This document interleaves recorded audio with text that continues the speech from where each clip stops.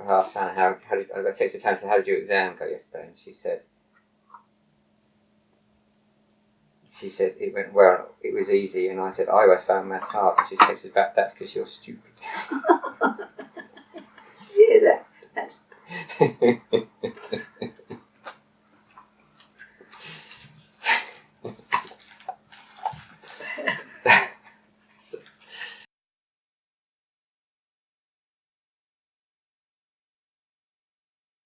Go through your family. You had your mum, Gladys, and she had...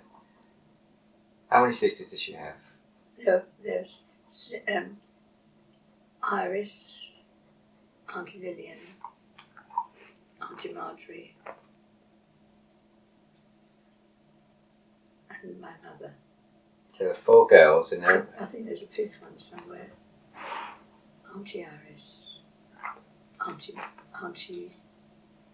Marjorie, Auntie Lillian.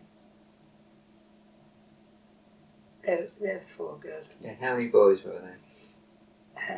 There was Uncle Albert, Uncle Harold, and the other one, I forgot his name. Reggie. Just 3 boys. Yeah.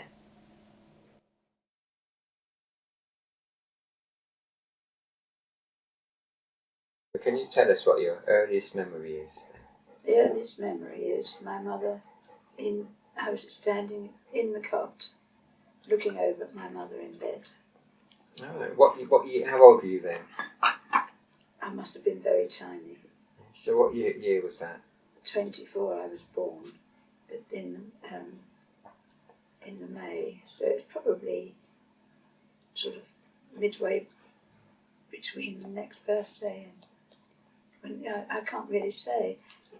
The only I remember because Mum was there, and I assume my father was there as somebody else in the bed.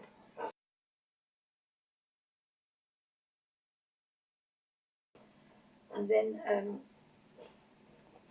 my mother obviously had to go out to work, and we had an aunt, Lizzie, who lived further down Oliphant Street, and she had a daughter about the same age as me. And that when I got a bit older, Emmy, one of her older daughters, would come down to the house and lift me out of the cot, dress me, and take me down to Auntie Lizzie's. And there I stayed for the rest of the day. So that she was minding me, and it was useful because Doris was my cousin and we were the same age. I can't remember. Weddings were always from there, and parties, Christmas parties, always from Auntie Lizzie's house, where they moved all the furniture downstairs and cleared the big room upstairs for the parties that we used to have, Christmas and things. So how old was your mum then? My mother was just 18. She was. I was born when she was just 2 days past 17, so she was 18 years old. She was Gladys Roden, who became Gladys Grafton when she married. Yes, Gladys Ethel Hilda. Gladys Esther Hilda Roden. And she married Albert Grafton. That's right. Because she was pregnant with Yes. kids. Yeah. Yes. It wasn't a successful marriage, was it? No, it wasn't. How long were they married for? I couldn't tell you. All I can remember is being taken to a place in Marylebone, and it sounds comical. There's a man sitting behind a desk, and I was with my mother, standing the other side, and he was saying, "When did you last see your father?" Sounds like a famous picture, doesn't it? It does, but of course I said I don't know, because I had no memory of him. I don't know what he looked like. None at all. None at all. I've got not all of that. Just that one time, but it was just a lump in the bed, you might say. That's your only memory of you living with your mum and your dad together. Yes. Yes.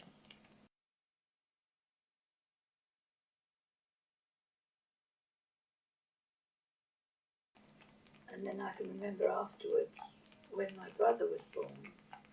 I presume it was my brother. running. My mother was. We were walking fast along the road from somewhere to going somewhere, and I was running because she never walked anywhere, and I was running, and she was holding this bundle in her arms.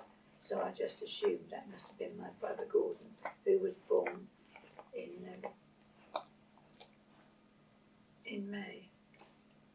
Well, a year after you. It must have been. You're in May, aren't you? So exactly Yes, a year after it was you. the 12th of May. He was born. That's all I know about that. And then, of course, he didn't ever reach a first birthday because he died in the January following his birth. My mother said that he was in hospital because he had got pneumonia, and then no, I can't remember whether it was pneumonia, but he was ill. And then the next thing, as she said, that I remember about it is that she went to see Gordon in the hospital, and he was laying in a pool of his own water, and all of a sudden he coughed and he whooped with the cough, and the sister or the nurse picked him up and gave him to my mother and said, "He's got whooping cough, you take him out of here and take him home." And that's how she did that. And of course she had nothing round him hardly, and the result was that in the end he died. And that's how she told me. Very tragic, yeah. There's obviously a lot in between. It wouldn't have happened today. Today they're just giving probably some antibiotics if you're right. Yes.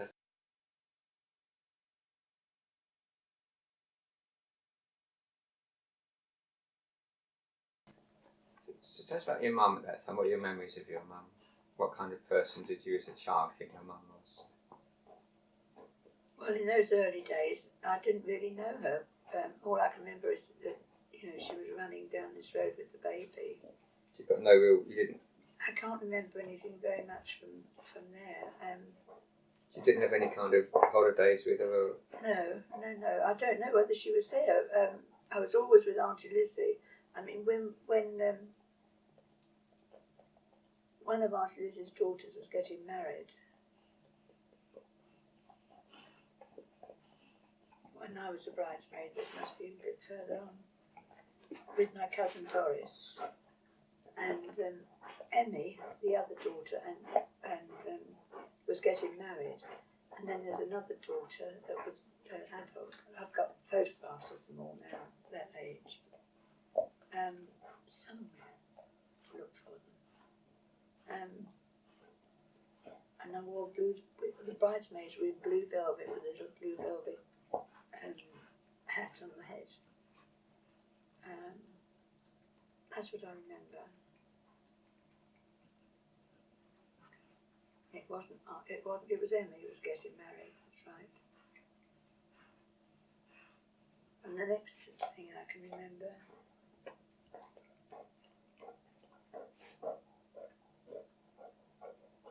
and I was living at Oliphant Street, I think, by then again. I don't know. The next thing I remember is Emmy's wedding. Not Emmy. Uncle Reggie's got married to his mum and their cousin. He got married to the cousin. And Uncle Reggie was the cousin. Uncle Emmy, Auntie Mina. Emmy was the first daughter, and Auntie Mina was her second daughter, who was her sister. And then they got married, and we had pretty floral dresses. Then it was summer. So Uncle Reggie was your mum's brother? Yes. He was a taxi driver? Yes. All her brothers were taxi drivers because Grandad, my great-grandfather, had ran horse cabs. And then when he retired, they gradually turned the cabs into motorised ones. Diesels, I suppose. Yes, yeah, that's right. And I can remember living then with Auntie Lily and Grandad, over the what's they called, over the cabs were down below and we were upstairs. What's it? Mews. The Mews. And in the Mews there, and that's where I was living. And Auntie Lillian was there, so she obviously was looking after them, and Auntie and Granddad, and Uncle Reggie. I think all the boys were in the cabs with the exception of Uncle Albert, the first one, and I don't know where he lived. So that's where I was, and she'd got a dog. They had a big dog called Jip. I've told you the story before, I think. And they said, Auntie Lillian said the dog was howling downstairs, and she said, "You go downstairs and let Jip in for me." And I can remember these thoughts in my head. I'm going to try and run down like grown-ups do. So I was trying to run down the stairs, and I fell. And I fell with my legs astride and saw something in my innards. And I said I wanted to go to Wee Wee, and Auntie Lillian sat me on the pot, got Uncle Reggie out of bed because it was all blood, and he drove me in one of the cabs in his pyjamas to the hospital, where I suppose they stitched me up. Now I can't remember anything after that from there. It must have been quite a panic then if he didn't have time to change out of his pyjamas. They must have been really panicking about it. Yes. So those are the points that stick in your mind. Yes.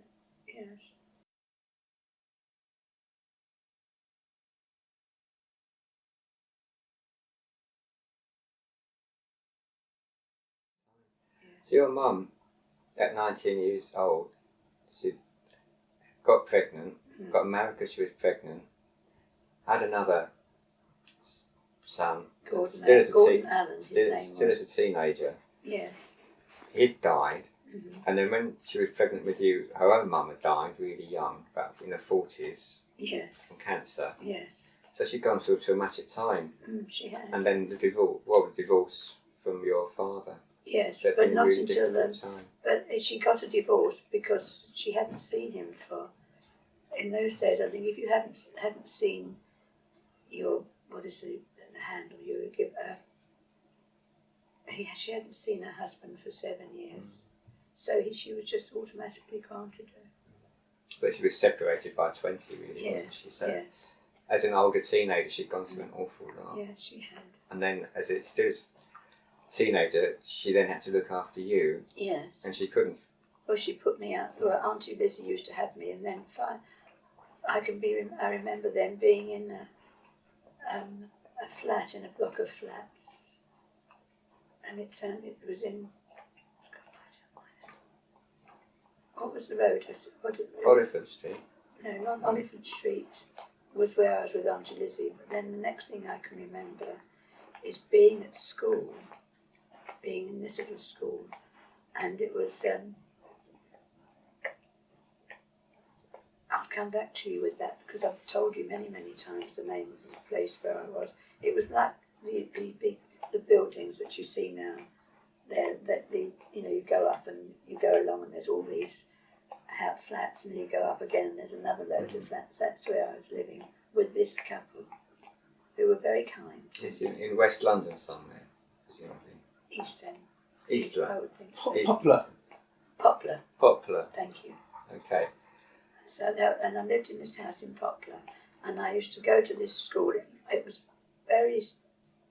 only a few, and we used to go there, and we used to sing things like "Polly put the kettle on" and all sorts of things, and we took it in turns to be carrying the kettle. And I always longed to be chosen, but I never was. To carry the kettle. Yeah. It's one of those little things, isn't it? Yeah, I can see it. There was about 4 of us, and I can see them sitting there. By the same token, I lived with these people in Poplar, and they were very kind. And she was getting me ready for bed, and I was sitting on the dining table and she was getting me ready for bed. And her husband had gone down to the pub to get some beer in a jug. And while she was dressing me, I don't know what happened, but they suddenly had an argument. And the next thing I saw was this gentleman smothered in beer. She'd thrown a whole lot over him. That's all I can remember of it. Do you remember their names at all? Stokes. Stokes, Mr. and Mrs. That's Stokes. just come to me. Stokes. Yeah, the Stokes, and they were actually, in fact, being paid by your mum To look to look them. after you. Yes, and they were very kind, and I was happy there. That was good. Do you know how old you were? Was Well, that I was taken to this little school. school age? So I must have been about 3 or 4, I would think, if you're singing, walking around singing Polly. Echelon, yeah. On the other hand, I can see myself walking across the road from the flats, through an arch, from the flats, into the school. So I don't know, I was on my own probably, I don't know. And then, and I had a hat with a tassel on it. I think you've seen the photograph, it's somewhere around. And it was velvet. And she used to keep it hanging on the front door, ready for when I went out. Is that the first place you remember after you left your mum and dad? Mm. Yeah. Do you know how long you stayed there? Or? I've got no idea. The next memory is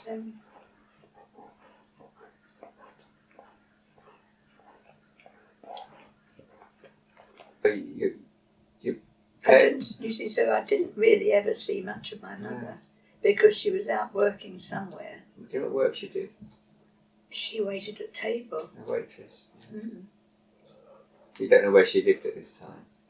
Well, she probably lived where I was, but I didn't see her from one day's end to the other, you know. You wouldn't, would you? Because Auntie Lizzie had to go out she earned a few coppers, and she used to go out about 4 o'clock to clean the stores, like Selfridges and that. They had cleaners, and she used to go out to do that. This is what I've heard. So when your parents split up for a while, you still lived with your mum, you think, with Auntie Lizzie? She must have been around. And then I was with Auntie Lillian. And then Auntie Lillian got married. And to Uncle Harold. That's the one with this when I was, you know, over the shoulder. That must have been the time that I went to Hastings. You see,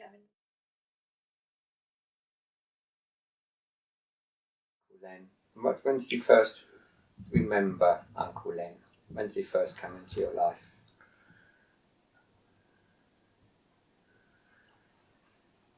I really can't say when. I know that he was Auntie Beatty's son. And I suppose that's when I became more aware of him, because of one particular Christmas when I was being looked after by somebody else. And it was Christmas time. And the people that I was living with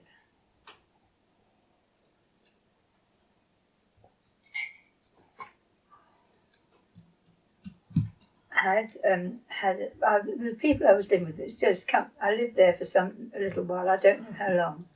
I can't remember anything other than that. And it was Christmas time, and we were getting ready for Christmas, and my mother was supposed to be picking me up to take me to wherever, to Auntie Beatty's, it turned out, for Christmas. And she didn't turn up at the allotted time, so they got me ready for bed and put me into bed. And obviously when she did come, because I woke up in Auntie Beatty's house because they put me to bed, and I think Uncle Len drove there, picked me up with Mum, and I woke up at Auntie Beatty's house with my mother there. So I think I was probably about 7 or 8 then, say between 7 and 9. I can't remember really.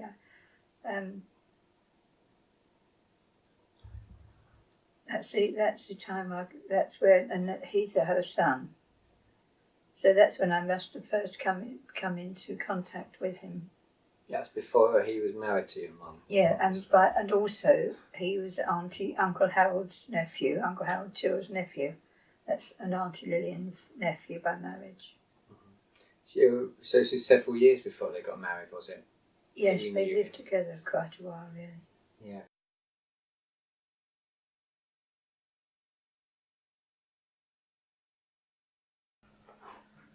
The next memory is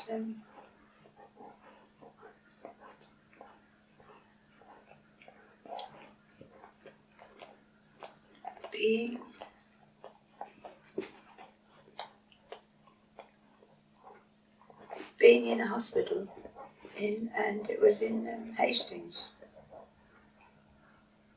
And what it was, I think I was a bridesmaid to Auntie Lillian, my mother's older sister, and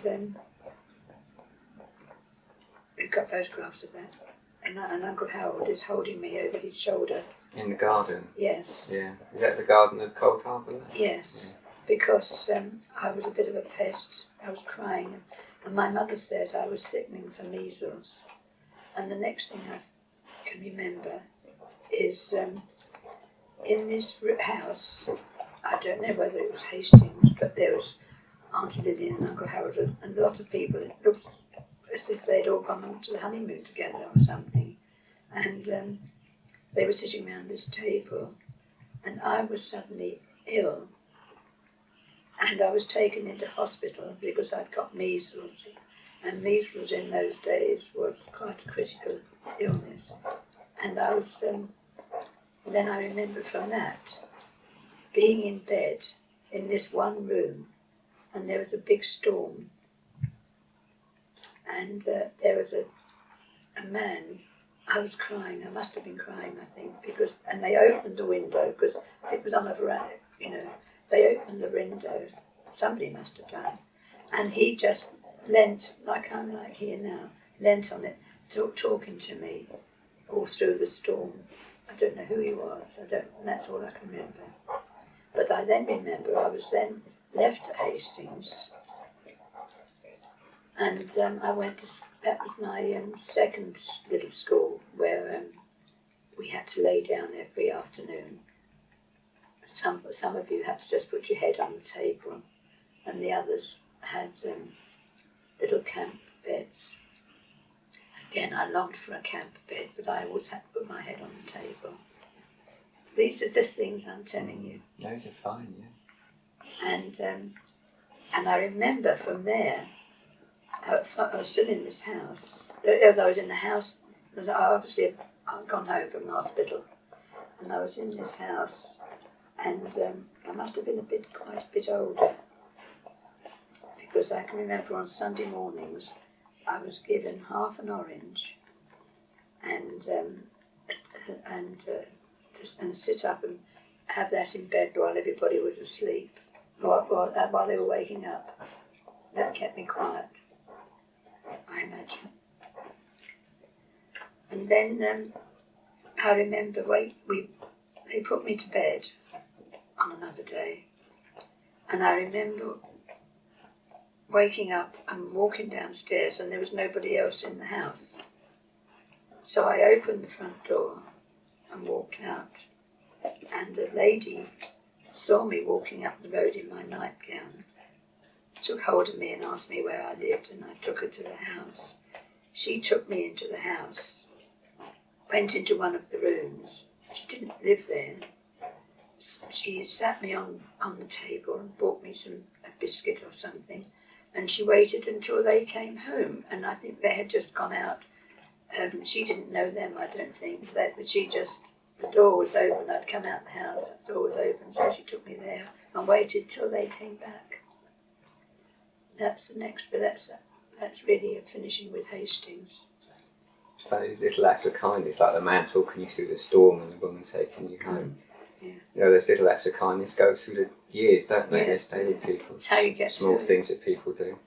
Mind you, the people were very kind. I mean, in those days, they probably didn't think much of leaving you on your own and put you in bed, and you just have stayed there. But everywhere was so quiet, so I went downstairs to investigate. So I must have been, I don't know how old I was. Who did you live with in Hastings? I stayed with the lady, I knew her name.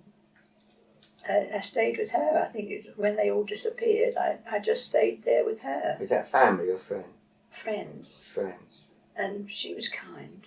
So you lived there for a while? I don't know how long. So you lived in various places? Yes. And how many schools did you think you went to in that time? 15. One lot is, it was 13, but I went back to them. Yeah. I was taken away and went back, taken away and went back. So in fact you went to 15 schools in. And when did you leave school? When I was in the year I was 15. 14. She went to 15 schools in less than 10 years. Yes, it was the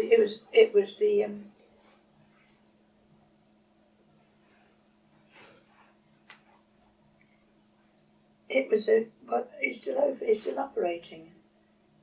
I can't think of the name you call them. What, Mum? It wasn't a school then. After you left school, you went to a college. I went to Belmont School in Harrow. I was back again in between all of these people. Mum would suddenly appear, take me away, and I'd go to Auntie Lillian. And then when Auntie Lillian had found somebody else, or other, my mother, then I was back. It was a ricochet. You were all over the place. Yes. Every time I got back, Mummy had made it up with Uncle Lynn. I went to Belmont School, and while I was there, it must have been the second time I went to Belmont School, and then I went away again, and then I went back to Auntie Lillian again. So I can remember doing that. That's right, because I went to Belmont School. My mother came and took me away. She was living with Uncle Len, and so they came to take me with them.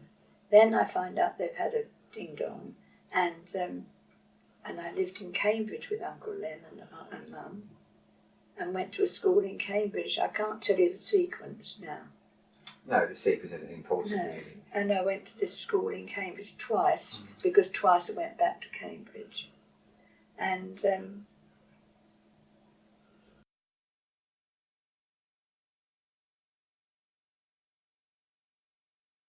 I'm guessing your mum was not an easy person to live with. You're not kidding.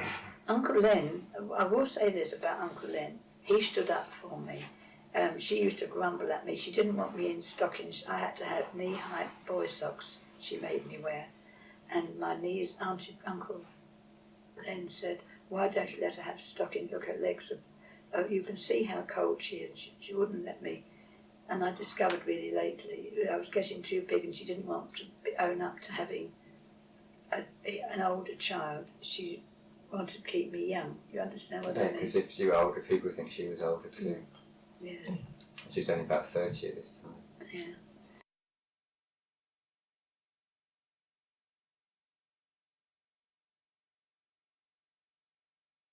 Before you went to Auntie Beatty's, did you have a feeling that you were kind of like a spare part? You'd be the one who was always being moved around? No, I just seemed to accept it.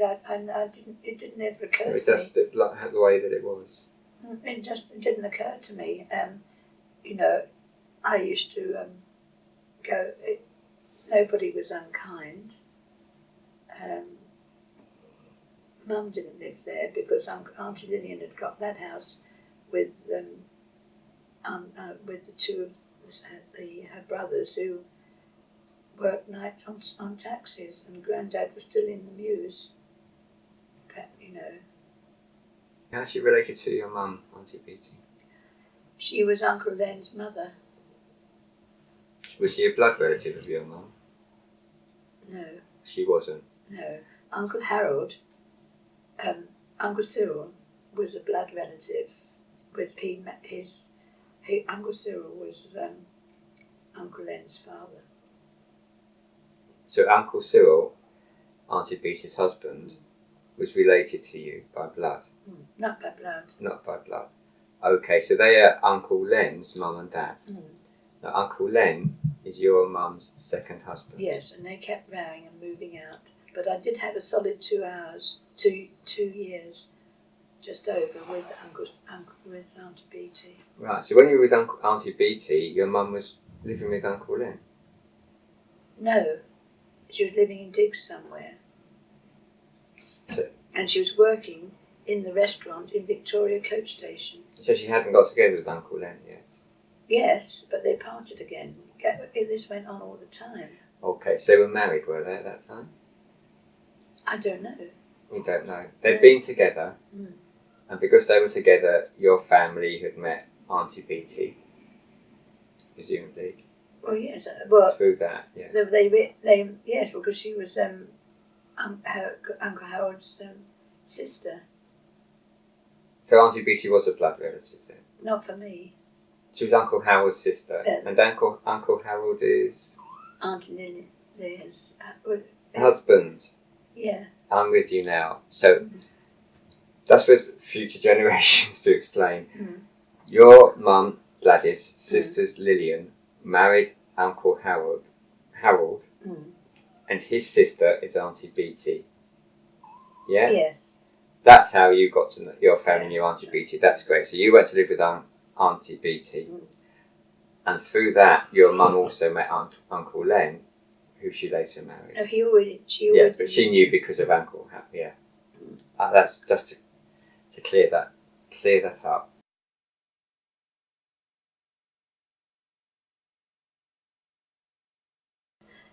Auntie Lillian had got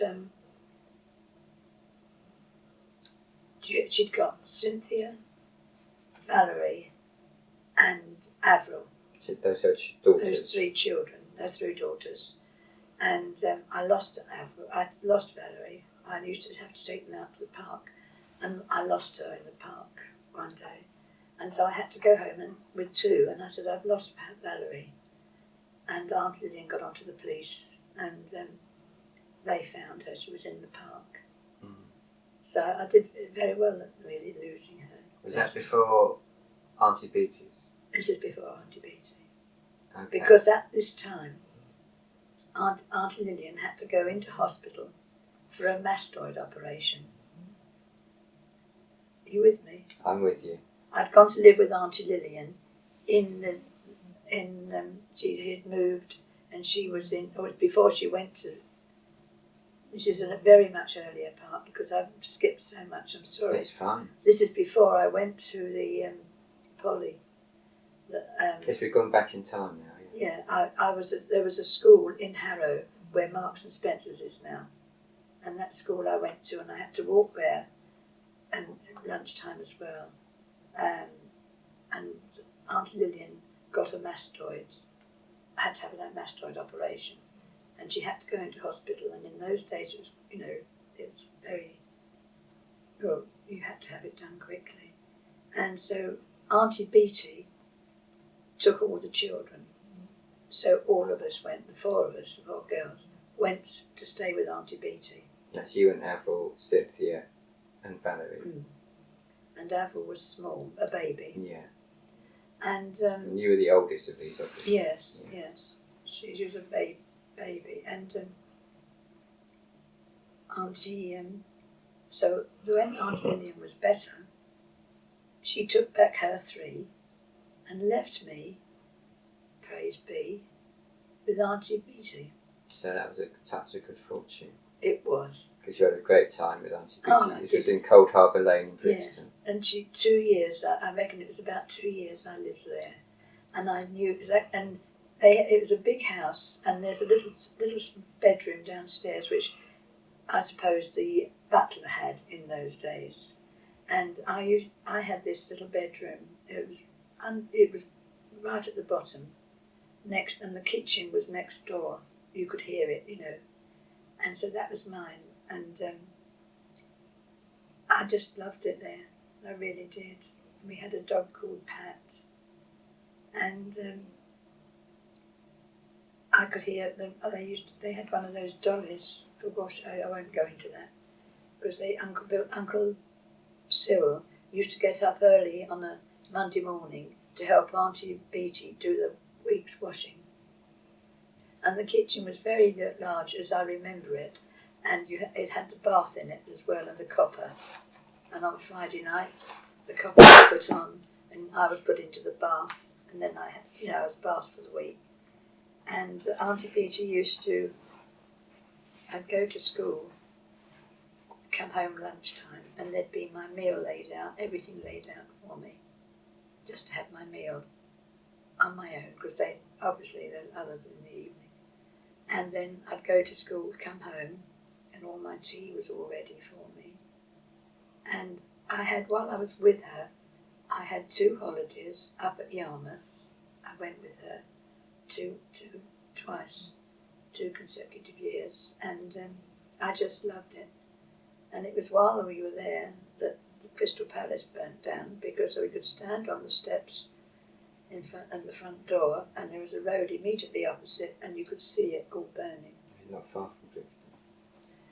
And so what she gave you stability and routines, everything every child needs, and you were the only one there, so you got all the love. Yes. Yeah. And the school was quite a good school, because I was about 9, and the girls had to make their own summer dress, and all by hand, and I made it while I was in that school. I wore it, and years later, when I went back to see the kids, one of them would be wearing that dress. It lived a long while, so. That's good. And I can remember seeing King George V, I don't know which one, going past with the Queen Mary, the really, stern one. It must have been some celebration. I stood on the pavement watching her go by, in front of Cold Harbour Lane, in front of the house. Oh. She used to come to, occasionally, she'd appear at the gates at tea time at Sussex Road School, and I'd go home, and I would change into something nice or clean, and I would go out, would have a cup, go out with my mother for tea, but my mother never ate any tea. I just used to, I deduced from that she didn't have the money to. Your mum was a difficult person, but at the same time she's in a difficult position, because it's before the welfare state, wasn't it? Being a teenage mum before the welfare state. Yeah, this is what I say. I understand that completely. Yeah. I didn't even bother about it at the time. It never occurred to me. I remember I had to have I was going to sing in the choir in, what's that great big hall? I've told you about it, where they have County Hall. Like London?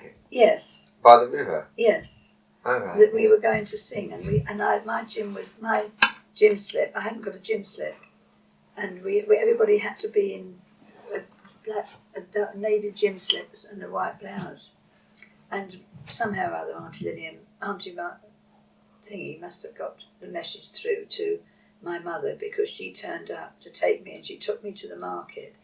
But the only one that she could afford to buy was green, a dark green.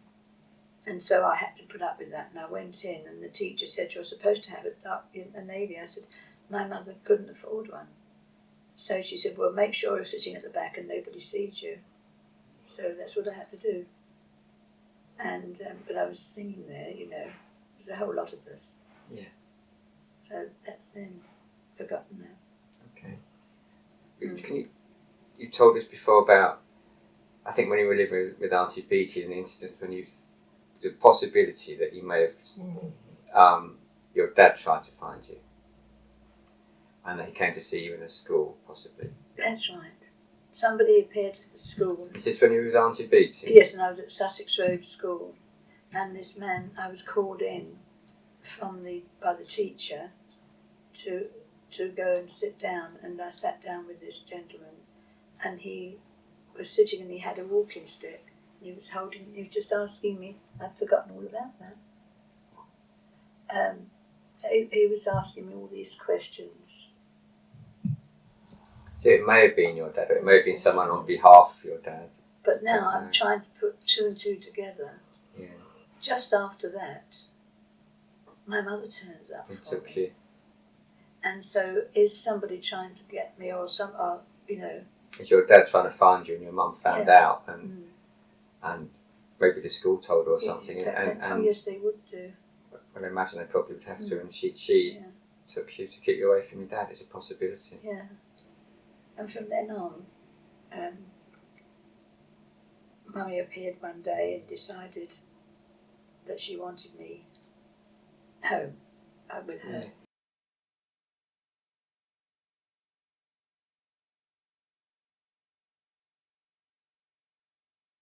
And you're really happy there, and one day you were at the market with Auntie Beattie. Can you tell us what happened on that day? Well, Saturdays, she used to go to the market, and it's not very far away, and buy the weekend joint and food and everything, because you got everything is bartered for. And I used to stand there. There was a sports shop there. I used to look and see what's in the sports shop, and then I'd listen to them.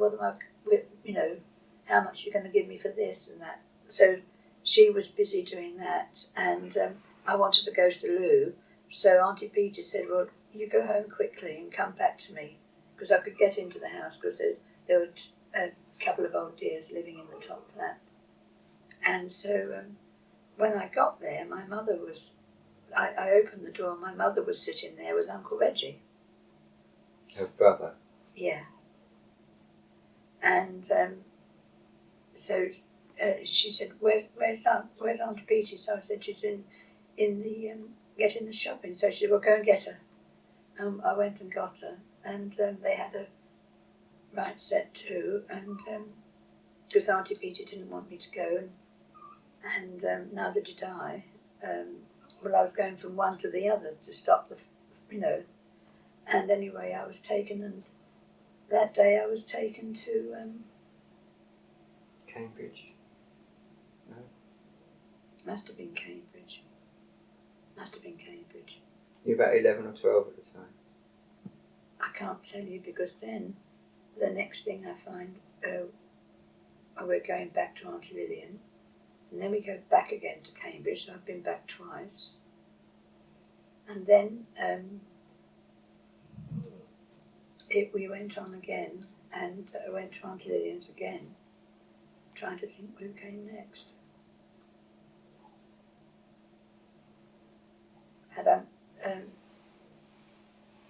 When I was at Auntie Beattie's, the school was Sussex Road School, but that was bombed. That didn't live there anymore. The school didn't. I've been to Cambridge. That's when I went to Cambridge after Cambridge. Back Cambridge. You had stability with Auntie Beattie, then you became transient again. Yeah. You're all over the place again, because your mum and uncle then were always arguing. Yeah. And then, that's right. Then we moved I went with Uncle Len to Cambridge. Somewhere or other, we moved, and I was living in near Chatham, and right in the country. And I used to have to go to school every day. It took about an hour to walk there, and the school was like open air place, and we lived in this place just outside Chatham. And then we parted. No, it wasn't at Chatham that time. It was Dover. Then I went to Dover and went to school there. And Barton Road School. This while your mum was with Uncle Len? Yeah, we were living there as a family. Then there was another round, we left, and I went back, and we were down again, Auntie Lillian's, and then we went round down to wherever.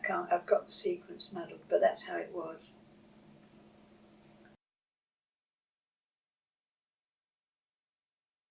And how old were you when Uncle Len and your mum split up?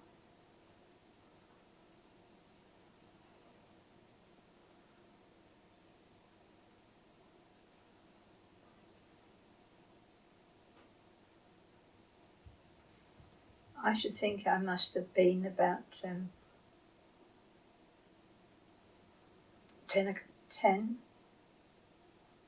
or 11, 10. They weren't married for very long then. No. Your mum didn't do long marriages, did she, really? No. Not really. 10. I must have been about 10. Yeah.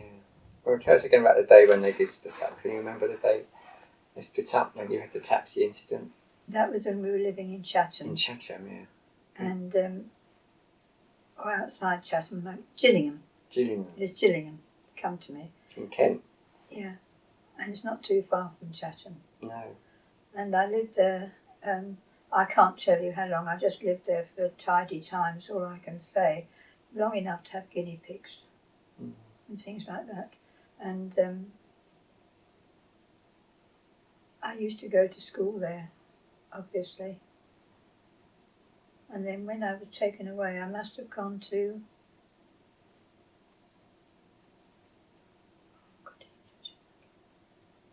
I must have gone to Auntie Lillian's. That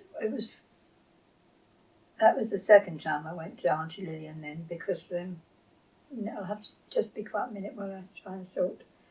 I lived with Uncle Len when he was in Cambridge. And we had a flat, Mum had a flat, and I lived with Uncle Len there. And when I went from there, I went to Auntie Lillian. And then I went back and went to Dover. That's right, because I was older then. And then I left Dover when I was about 10. It's all the early ages. Yeah, it's hard to remember which bit's which, isn't it? Yeah, and I left Dover when I was about 10 and went to stay with Auntie Lillian. And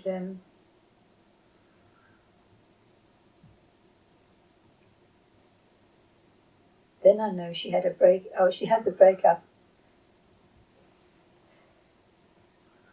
That was the last breakup with Uncle Len. There'd been a previous one when we went, but the one from Chatham, or where I was told Gillingham. That was the last time I lived with Uncle Len. And that's when you had to hide in the field, is it, that one? Yeah. On the way to school? Yeah. Not go to school? That's right. And then, so when I...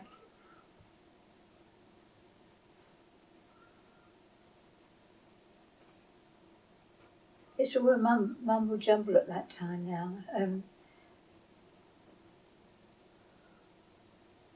I went there, then I landed up at Uncle Len's, Auntie Lillian's, and then went to school there. Down at Harrow. And then there was another break-up, and somewhere we went. And then I went back again to Auntie Lillian because it slopped into the school. The way I remember this is that I was in school in, I can't remember the name of it, it's in Harrow now. And I was at school there and doing quite well. And then I don't know how long for, then all of a sudden I was whipped away from there because Mummy had gone back somewhere, and that was the last time. I went back again. I had left Auntie Lillian for the first time. Then I was whipped back again and went to Auntie Lillian. And the way I remember it is because I went up a year in the school and I got top of the class, and that's when they... Why not top of the class then? Well, that's important. At the they called them the elementary schools in those days. And I was, and when I went back, you know, I was in, so I did 2 classes, but I was only a short time. It must have been only a short time.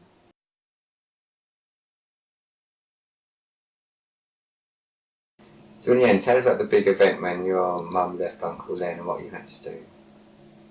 It's about being picked up in a taxi by Uncle Reggie. From that house. In Dover, she said to me one day, don't tomorrow, I don't want you to go to school. You've got to go over into the field and hide behind a hedge. And when you see Uncle Len's car, Uncle Reggie's car,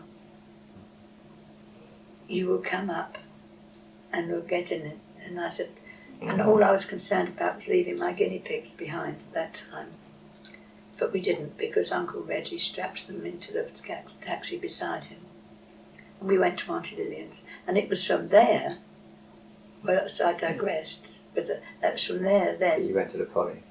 All the Polly business started and the exams and everything. Tell me, because we told me earlier about that, later in that day, Uncle Len went round to see, didn't he follow you? What he did, it was obviously a Friday we'd left, and the next day, Uncle Harold had a garden. He did a lot of gardening, and he was in a show somewhere, and we'd just been round to see it, and I'd got all the kids round me, and I was walking down Queen's Avenue. That's where we were living then. Walking down with them all, and all of a sudden, Uncle Len's standing in front of me, saying, "Nellie, where's your mother?" By all the kids, you mean Auntie Lillian's children, again, Cynthia, Alfred and Valerie. Well, that's how they were with me always, and they couldn't go at me. So they were all there, Cynthia, Valerie, Alfred. And then, so did you take Uncle Len to your mum? I said she's with Uncle. Well, he knew very well where she was. I said she's with Auntie Lillian. And I went in, and I was absolutely terrified. I wondered what was going to happen. And Auntie Iris was there. Somebody that's your mum's another sister. Eldest sister. I didn't like her very much. And the next day they were all laughing. Did you see Nellie's face? She looked absolutely terrified, and they thought it was so funny that I was so frightened when Uncle Len went in, and well, there was going to be a problem. So. Did Uncle Len have a temper as well? Because your mum certainly had a temper, did Uncle Len? Yeah, Uncle Len did have a temper, because I remember I was in the same bedroom as them when we were in Cambridge, and he was knocking her, punching her, and knocking her head senseless, really. So he was violent. Yeah, and then another time when we were in Dover, Uncle Len almost pushed her down the stairs, but he didn't ever touch me. He stuck up for me. He took me, he would walk along with me and everything. So I can't criticise him for what he did to me. It's auntie. But when you know my mother, you can see what with another one. There's two of them there. They clashed. Yeah.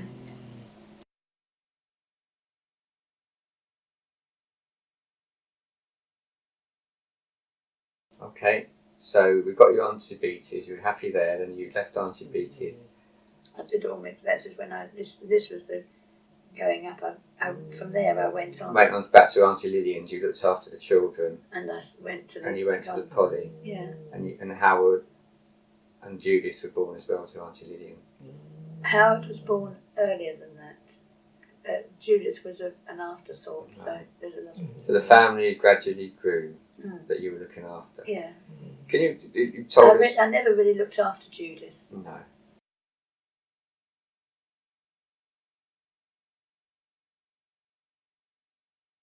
And the second time I went back to Belmont, they put me in the next class. I was in one class when I left the second time. They put me I went up. And then they were asking if anybody wanted to go to Kilburn Poly or somewhere like that. You had to have an exam, and I asked if I could do it. And the person that was used to teach me to sew, there must have been there were clumps of time. That teacher that taught me a lot of sewing, she said, "Yes, I'd like you to go out. I'm going to put your name forward." First of all, to get there first, you had to do an exam, but you did that in the school you're at. And if you passed, then you had to go to the place you wanted to go to. And I'd got this lovely teacher, and she said, I started some stitching, and she said, you're doing nice stitching. She said, you should apply to go, To Kilburn Poly. Not to that particularly. I can't really remember it all. And anyway, and there was another teacher who'd got girl that she was that they obviously are fond of. You know, my teacher had me and this one had, and my teacher said, I'm going to put her in. Oh, they decided between the two of them that we were both got to do some preparation work of stitchery and everything. So in between times we were being excused from other things to get a nice lot of work together, so that they could see when we went to the Polly for the interview. I had to have the first exam was in the school, and so I asked Mum if I get, and Mummy at that time had left Uncle Len and was living with Auntie Lillian with me, and she, I said, could I go in for the exam, and she just said yes. So I had to go up to Kilburn Polly to do the preliminary.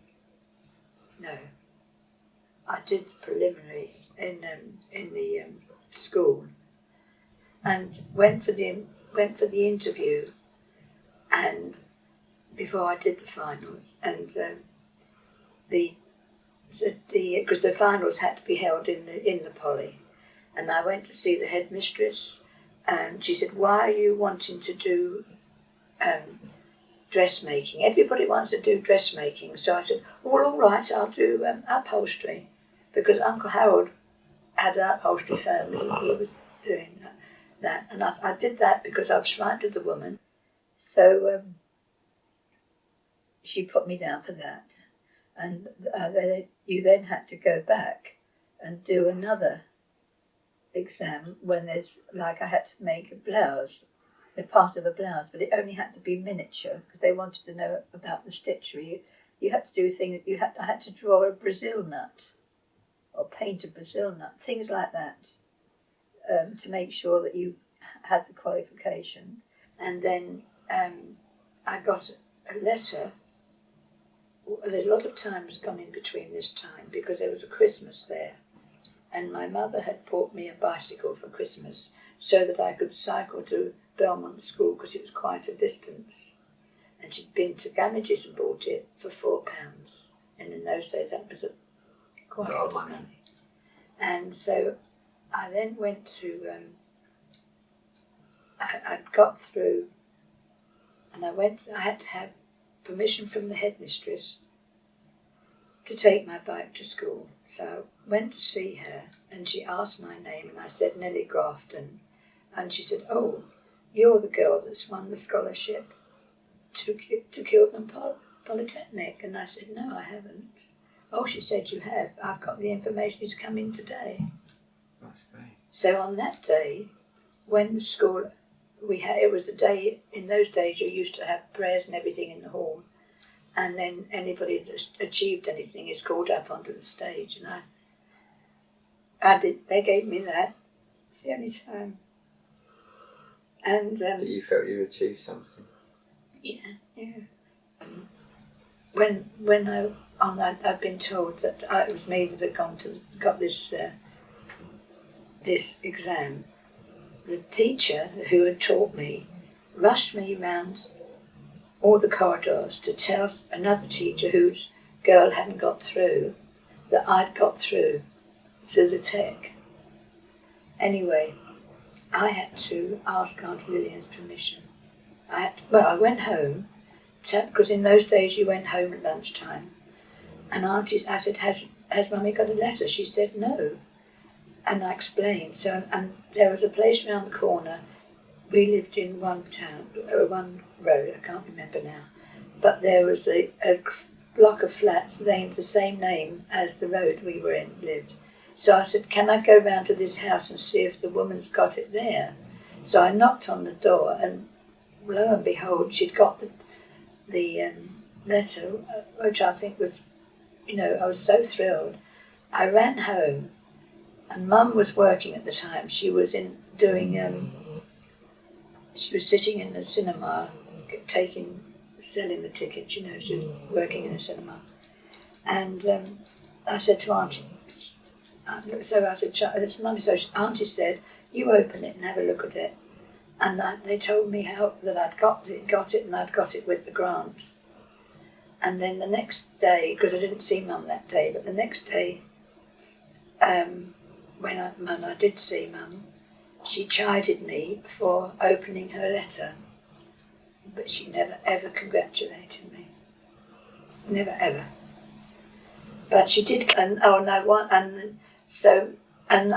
had one scholarship with a grant, which was quite something, and it was £9, and that time £9 clothed you for a year. So I was pleased about that. So, how old were you then?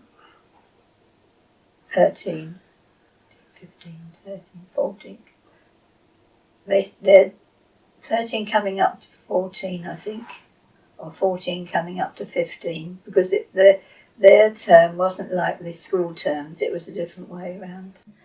So I got into upholstery and loved it, but at the same time we had a wonderful art mistress, and so I got a taste for art, and that's when we had to draw a scene underwater, so I drew a scene of fish underwater, but to stop me and buy one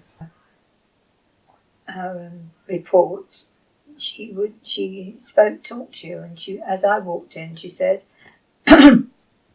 I don't know where you think your sense of humour is going to get you anywhere, because it said that I needed to get better on my trade and other things, but the art mistress had written, but Nellie has a keen sense of humour. So I've told you this before, and the headmistress said, where's that going to get you? You know, so that's what I remember, because life has taught me you need a sense of humour. And also, I managed to squash in the time, you know, other than upholstery, I could do dressmaking. We had, at the tech in those days, you had to make your own dresses that you wore at the tech, all of them. When I was there for nearly 2 years at the Poly, but the war put an end to that because they were all evacuated. And Auntie Lillian didn't want me to be evacuated, so I stayed at home. Just as well, because in a few months they were all back anyway. So there you are. Auntie didn't want me to be evacuated. Auntie Lillian said, I had to ask at school, and when I got to school and I said, I didn't ask, I don't know if I can go, because my mum was in the sanatorium at the time, she got TB, and they sent me home to ask Auntie, because there were no phones, everybody didn't have phones in those days. So I went home and Auntie said, no, I don't want you to go away, you know, to be evacuated. She said, I'd rather you were here. So I went back, and then it was a summer holiday. This was in the August there, in the summertime. All this was happening. And I went back. I was living with Auntie Lily, and then the war broke out on the 3rd of September, I think it was. And as a result of that, the school was evacuated. I didn't go, and I was at home with Auntie Lillian until and that's when I met Uncle Len again. Well, no, I didn't. That's a lie. It's a lie. It's a mistake. A mistake. It was then that Mum was in the sanatorium at that period of time. But when she came home, she worked at in a cinema restaurant in Richmond, and I used to go across from there to see Mum when she was working, one day a week, and she'd give me tea, and she was staying in Richmond. That's right. Mm-hmm. And it was there that she met Pop. Would you like to finish your time with Cooper? Yes, I would have done. Just one term you missed, wasn't it? Yeah. Mm. But what I learned gave me, a lot of knowledge to make me do what I'm doing now. Yeah, absolutely. Because I was thinking that about Avril when she was over. It would be good for her. I went to adult education, and it helped me a great deal. Yes. because you know. But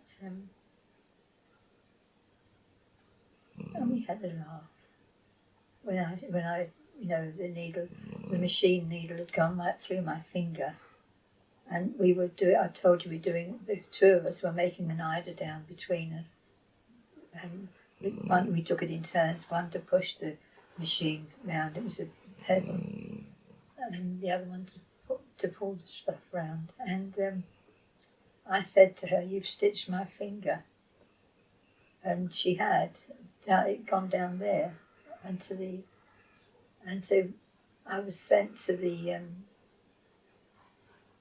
They had a clinic just down the road. I had to go there, and I just bandaged it, and then the headmistress wiped the floor with me for, you shouldn't get any comfort. You shouldn't have done it. Well, she's right. And having the abortion. Do you remember that? How old were you then when you had to deal with that?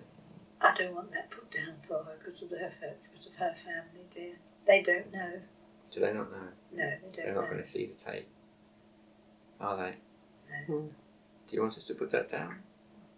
So, up to Mum, it's historic, isn't it? It's historic, and it's what you had to put up with. And they're not going to see it. They're not going to see it. Right? No. Well, I think you should, because this is about what you had to put up with, is it? Oh well, on this particular day, Auntie Lillian was something had been going on in the bathroom between Mummy and Auntie Iris, I think, and Auntie Lillian. I'm not sure.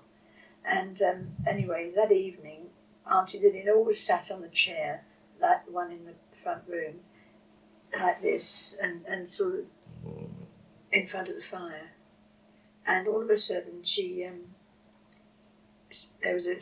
gave a yelp and got up, and there's all this blood and stuff and lumps and stuff coming away.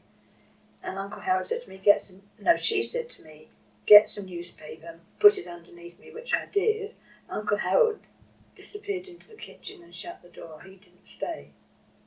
And I think he was cross. And so all he did say to me, will you go to the doctor's? So I had to run down the road to the doctor's. This was about 8 o'clock, I think. And Cynthia, and Uncle said, get Cynthia to bed. I told Cynthia to go to bed, and she wouldn't. And I said, you've got to go, because your dad said so. She was, she just wouldn't go. Anyway, I cycled into Harrow Weald from where Auntie was in Kenton, because her eldest sister lived there, because her husband was the manager of the big cinema there in Harrow. So I had to go get her, Auntie Iris. So I got on my bike, because I knew there'd no buses. So I rode my bike there, and then walked back, got hold of Auntie Iris. She had to get her bits and pieces together. Walked back home, got into bed, and I had to get up a couple of hours later to go to Polly. I wouldn't miss that for the world. And as I understand it, because Uncle Harold used to go out at the same time as me for work, and I suppose I left it to Auntie Lillian, and Auntie Iris had to deal with it. You were only 13 at the time or something. So. Yeah, 13. So yeah, you should have left it for him to deal with. Yeah. But so it wasn't very pleasant. No. I didn't understand what was going on, dear. I mean, I wasn't, not like the girls are now. I didn't know anything about things like that. And it was just coming around, Mm-hmm. But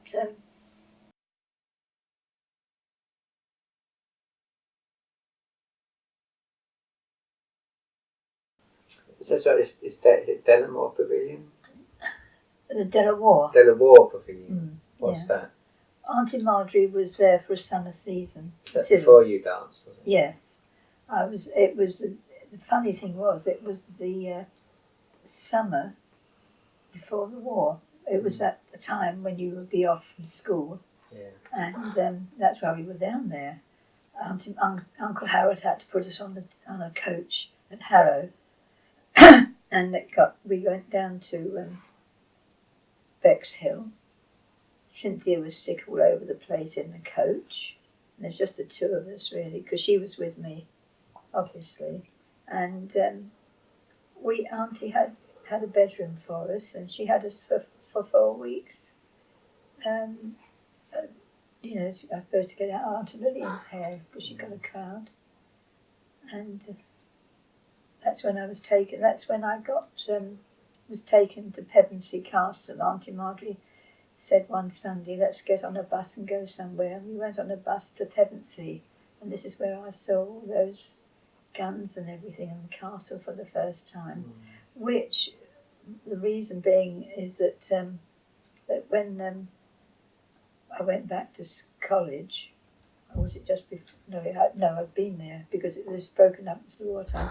I loved history, and in a trade school you don't get things like history. You get necessary things. But if you wanted to learn history, there was one teacher that did it, and you paid, I think it was 7 and 6pence, which was quite a lot of money for the term, to go after school for history. And I did that. That's what I did, and that's how I got the love of history, through that teacher. And art, through the art teacher, she was lovely too,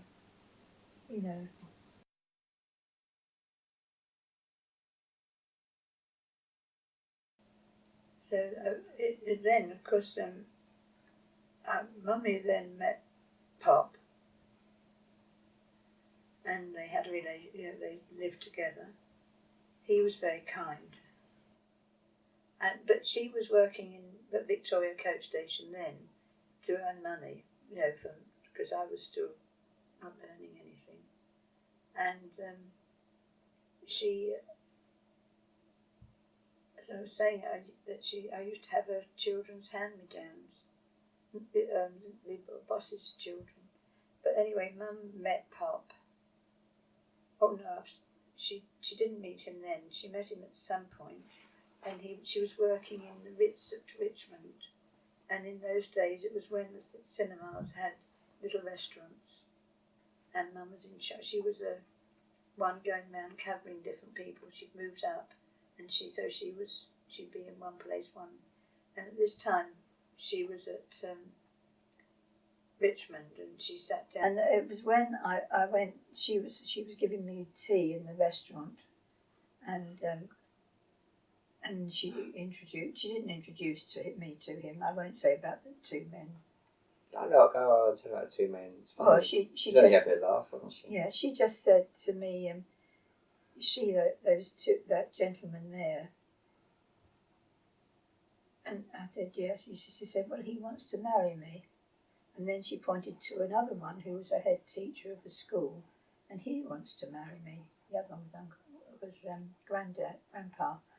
And she said, "Which one should I have?" And I said, "The one with the most money." Yeah, she's only kidding around, wasn't she? Well, I was only, They're only both kidding around. She knew who she wanted to. Yeah. She was going to do what she wanted to do. Yeah. And she never married him anyway, did she? And then she went away and lived with Grandpa. With Grandpa for 30 years, it worked out. That was the right decision then, because if she had two of these marriages that didn't work out, these short things, and then she found someone who stayed with her for 30 years. So. Yeah, I mean, it was about 30 years, it must have been. Yeah, so obviously that relationship I mean, you all worked. knew Pop, didn't you? We did, Mum.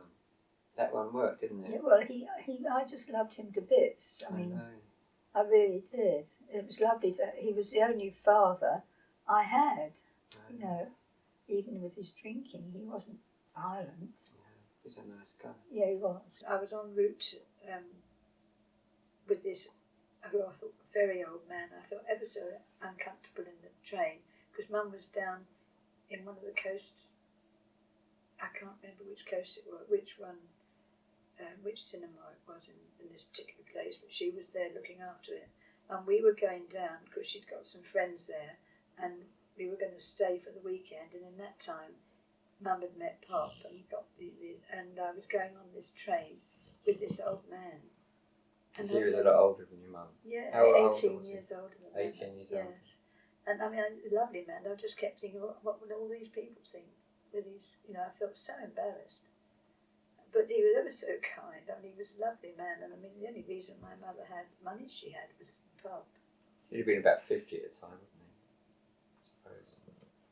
He would have been doing about, my sums. yeah, If you were yeah. 15, your mum was 18 years older than you, yes, so she was, yeah. and he was 17 years older than your mum, Yeah, he'd be yeah. back my age. Yes, yes, yeah. So he was, but he liked to drink, and a bit frightening if he got very drunk. But to be fair to my mother, if it wasn't for her, he would never have become sober. And but so we went back, and in the time that we went down to not Bournemouth, along there, when we came back, number 76 Montrose Avenue had been rented by Pop, and Uncle Harold Tyrrell had kitted the whole house out beautiful, because that's what it was, upholstery, and we had this beautiful house for the first time in our lives to live in. That was Auntie Lilia's husband. Yes. Yeah. Yes. I don't know, I think you must have met him. I can't remember. And so you had the house at 15. You moved in with Mummy and Pop. Mum, and then you were with them for good. Yeah. Until you met Dad. I called him Pop. Yeah. Yeah. He used to get so drunk. He had a chauffeur, and the chauffeur used to ring the doorbell, and Mum opened the door and he'd say, "I'm sorry, madam." And in the end, she said, "There's only one thing for it." She could drive, but her brothers gave her a few updates on driving. So she took over the driving, and she drove everywhere for Pop while he was working. So stopping going into the pubs. So you couldn't stop off at the pub on the way home? Yeah. Because what finished it was the day he turned up, and he'd got a lovely pigskin case and a pigskin, several other things, and something for me, I can't think, but a handbag for me. And he just stood there, and Mummy opened the door and he said, "Porter." He was loaded with all these things, and she got hold of him by the scruff. Porter, you called her Porter. She got hold of him by the scruff of his neck and pulled him in. He was as tight as anything. Is that when she let him fall down the stairs? Was that? That later on, but I mean, when he did it, bit, sometimes we knew there was a pub right in the heart of the theatre places uptown, and he was always there, and they all would ring Mum and say he's here, and Mum, would you drive up there? And it was wartime, and she had an allocation of petrol for taking him round to his places. He had a war job, did he then? Yes, yes. Anything went wrong on the planes or anything, they would send for him straight away. Yeah, he was a brilliant man, lovely man. Will you know that? Yeah. And I mean, he used to say when Mum was in a bad temper and I'd come home from work, he'd say, "Be careful today," because he'd know what he was going to be like, you know. So I had a happy time there, really. So it was a good time once your mum met Grandpa. Yes. A good time.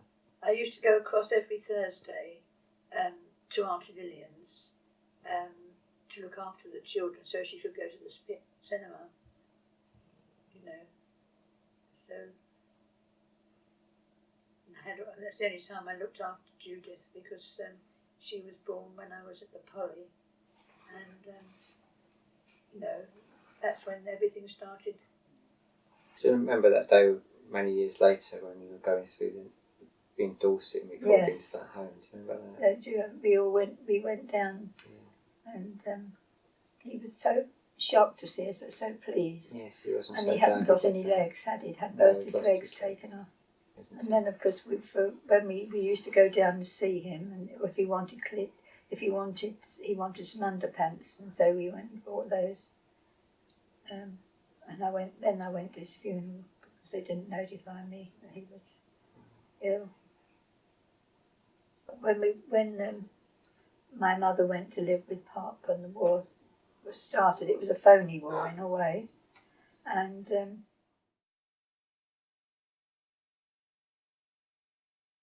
So when you went into pantomime, you left Kilburn Polytechnic? Well, no, the whole college had been evaporated. Gone. Yeah, evaporated. The whole college had been evaporated. It had been evacuated. And formed a cloud in the sky. So you had nothing to do, you hadn't gone away. No, my mother was back. Because your mum was in the sanatorium. No, she was back by that time. But you didn't go away. So she took me.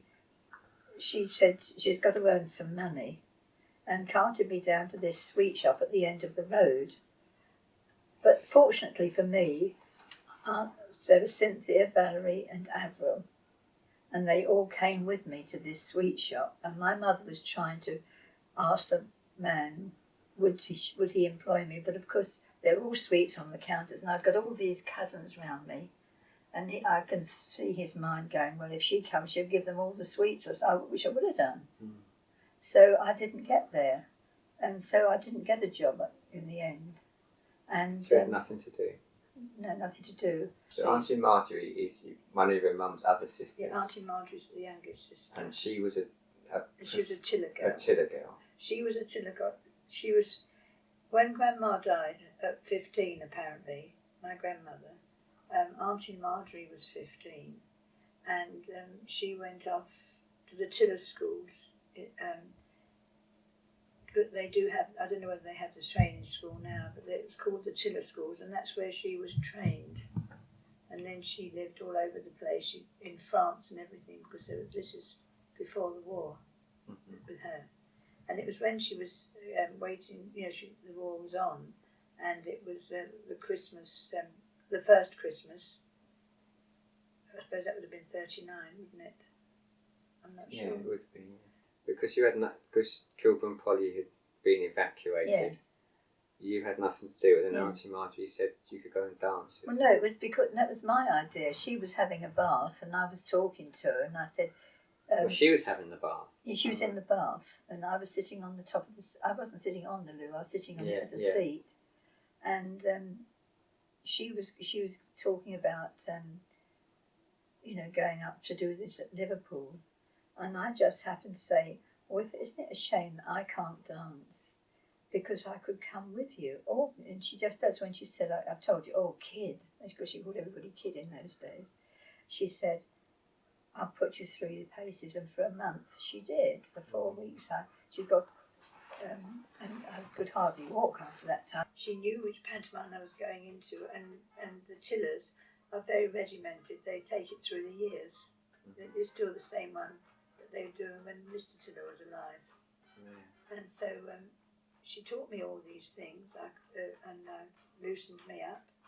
And she took me up to the Tiller schools, and they watched me do a couple of things and said, okay. I was taken on at £3 a week. And because I was hers, the only thing was I couldn't be her niece, I had to be her sister. Because she's only 15 years older than you. So she was Marjorie.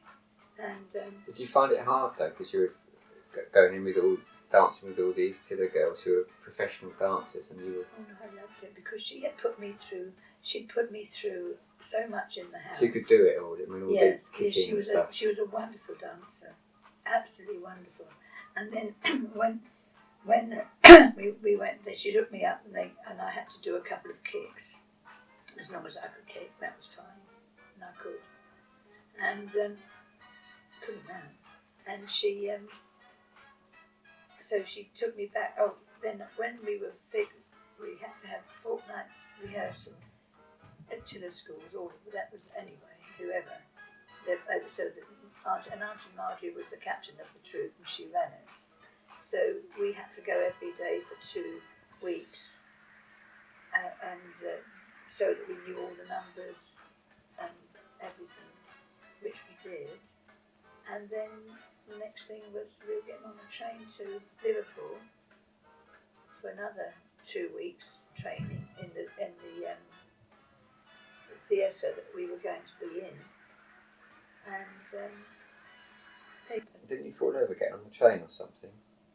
I fell over running for the bus at Kenton Station, and Auntie Marjorie just said, "Get up! If you don't," we were running for the bus. She said, "I'm not going to hold the bus." She said, if you don't get up, you can't go." And she just carried on running, got on the bus, and none of my family have been very good at handing out bouquets to you, but I remember we were all in line ready for it. As you've seen that photograph, we had to stand, and then the curtain went up and we'd all start. I remember Auntie Marjorie saying to someone, I was worried she was going to freeze, but she said she didn't. She just got on with it, and I did. I had a wonderful time. So what were the best bits about being a dancer then? What were anything you I remember? just loved every bit of it.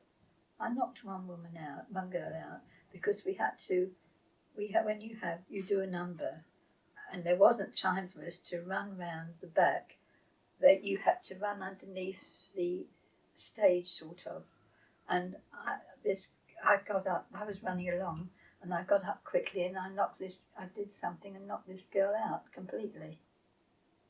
I don't know what I did, it was just that we had to run, and then you got stairs to run up. Oh golly, did you have to go into hospital, did she? No, she didn't. They managed, she was out for a couple of days. Was she alright with you afterwards? Oh yes, it wasn't my fault, because we were all, I was the youngest. I was younger than the juveniles. Right. Because I was 15, and because a lot of the juveniles are very short, and I just knocked her out. But then you came up, you get off, you go off the stage, you're going off this way. You haven't got time to do this great big run, and we had three flights of stairs to get up as well before we can change into our next costumes. So, but I loved it. Did other dancers treat you as the baby of the group, or? Yeah. Did you get special treatment, did you? No. I just had to be Marjorie's sister. Yeah. No, didn't really. They were nice. They were a lot. You've seen some photographs, and they were, they were quite nice. Where did you stay in Liverpool? In digs that Auntie had fixed up in Liverpool, and there was a girl called Leonie Cody. She was on the train with us going up to Liverpool, and Auntie Marjorie said, "Where are you staying?" She said, "I don't know. I've got to find somewhere." And this was on a Sunday, and so when we got to the house, they could put her in, so she came in with us. She ate with us. She'd got a separate room. They had one scene which it was set in Scotland, and you had to walk down a slope from right up in the on the stage. What do they call it? Up in the right up in the eaves, rafters, don't know. No, Gods. Yes, up in the gods. It isn't the gods. It's on the stage, but it's right up there. So you've got to get. There's a ladder. They put the ladder up beside us, and we have to walk up there. And but we had to always we were issued with dark knickers, because the stage hands could look up our skirts as well. So that was all. It was very. I don't know whether it'd be like that today, but they were very, strong on that.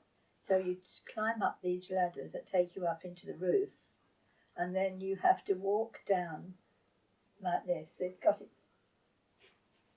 and singing. When the bloom is on the heather, I can't sing it to you now. I can't remember that. So we sing that coming down, and so that was quite interesting. But none of us ever fell off, and then we just got on. To be fair, you didn't have perhaps the Daintrees and the Tillers together. They did different numbers. The Daintrees did a super number where they're all dancing on big balls. They had these huge balls, and they stood on them. Each girl had its own ball, and that was marvellous. They did that. That's their special number. So there's another dance troupe there as well. Yes, the Daintrees, and the big Tillers. Show then it must have been. Yeah, and then there's the Tillers that did a high kicking number, because that's what they're known for. Yeah. But the girls on the balls were brilliant. I mean, they just had to. They were dancing on them, huge, great balls, and they managed them. So, and then of course you've got the juveniles having their and they some of them are quite young, some of them are older than me, in fact, at the time. So we did those numbers. they had a number where they were in a forest and animals are dancing, and one of the girls who was in a bear was ill, so I said I'd take it stupidly. I said I'll take its place. I was busting to do it, but because I couldn't see a thing, and I just kept hearing this voice: this way, we come this way, and there was a bar across the inside of it, and my head kept banging, but it was fun, doing that. It's fun. And there are people that are well known in those days. I can't recall the names now. And it was, I've got, Mark remarked, there was one quick change that I used to start undoing my clothes, running up the stairs so I could get a quick change. And he got hold of Auntie Marjorie and said, "You must stop your sister doing that because it's not right for the men." Was he a crazy gang person?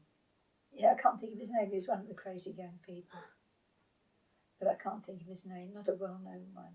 But Monsieur Eddie Gray. Monsieur Eddie Gray, that's right. He knew. And they were mindful of, he was being mindful of me as a young, because I was young. And but it was on the last night of the season, for want of a better word, Eddie Gray, unbeknown to us, because you're standing in lines waiting for the curtain to go up, he'd tied us all, we'd all got bows on our skirts, and that he'd tied us all together. So when we went to take off, they were only loose bows, but it caused a bit of humour, for the last night. Things like that. I can't recall them all. Oh yes, we gave the lady who ran the digs, because she was there was a husband and wife who did an adagio act staying in the same house as we were, and they had a daughter, and she's obviously coming up to stay with them for Christmas. I used to hear her saying, "I have been a good girl to stay, haven't I?" And you had to. So we treated this. She did beautiful meals for us. I mean, and it was at night time. Everything was always ready for us. There was a fire in the grate, and it was always roaring. So you had a lovely time. And I used to go over to the market and buy cheese and stuff so we could have that in the evening. Because the woman she gave us our meal before we went. But she did it for all of us, and it was just nice. And she cooked all these meals, and so we took. We gave her ticket. We bought her a ticket to go to the pantomime, and just as we were dancing in the front, you can't see very much if you're on the stage because you've got these lights very, very bright in your eyes. And all of a sudden we could see her standing in the middle aisle, walking down and waving to us to show us that I had swords and shields. So we had to climb up, have these swords and shields for one number. I can't remember what we did with them. And we had to pick up the sword from one person and the shield from another. You're in line, so you take it in, it's very quickly done. And then when you come down, you give them back like that. And there was, we were invited to go and do a number for the Liverpool University, which we did. But I couldn't get rid of the youngsters. And Auntie said it was because I was the only young one really there. And they come and dance with me, and I thought, I'm not going to dance with any of you. I couldn't anyway at that time. So that's really all it is. And it was fun going to the market with all my makeup on, which was great. So as I was a kid, It was great, was it? Oh, I loved it. And then, of course, the war was on, and there was no way that, we went round as a troop, just one troop, because Tillers have got loads of troops, well, they did have, I mean, there were 16 in every one of them. And so we all went round to all the theatres, but there was the theatres just dulled down, there was nothing going. And Auntie said, well, keep on practising.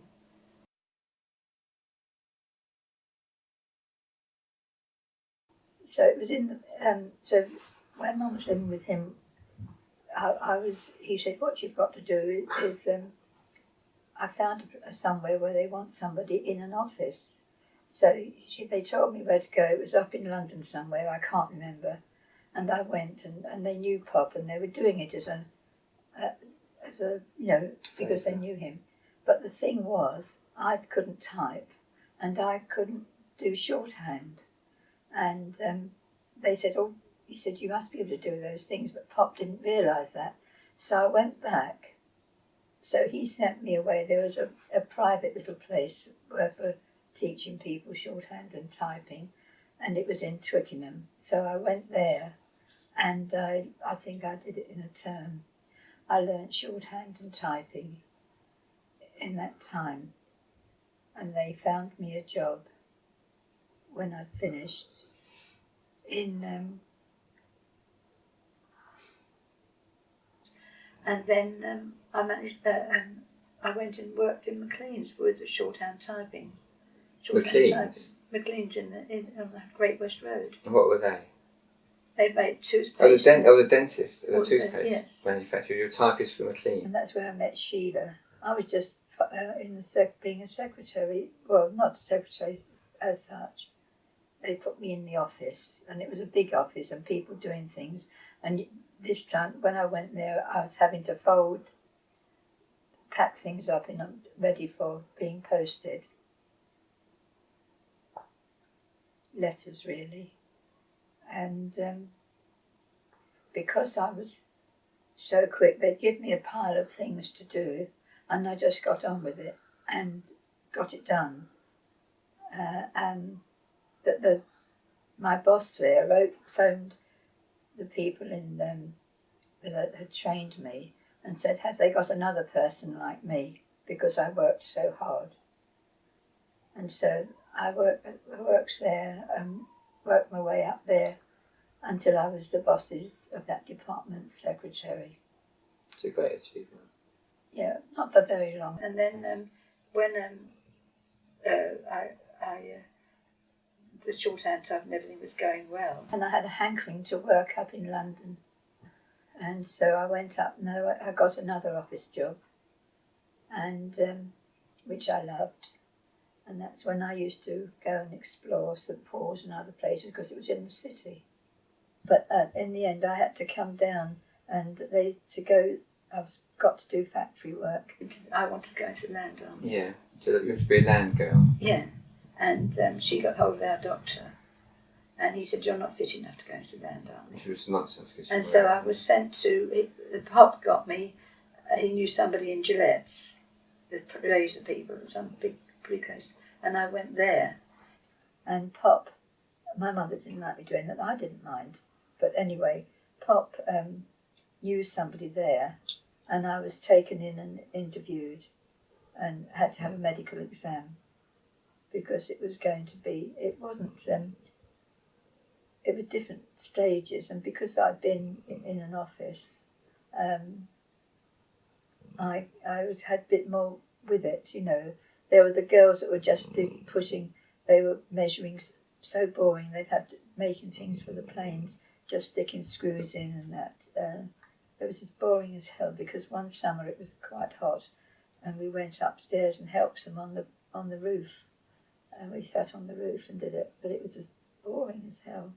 But they put me on on this thing, it was testing air screws. That's the piece that goes in the middle of the propeller. And it was nice doing that. And it was from there, I think I was doing quite a lot, and it was there. I wasn't well for a little while, and in the end they decided that I could be released, and I had a big hamper sent to me because I wasn't well. Because you've said before that standing up in the factory may have caused you to have the varicose veins. Yes, yes.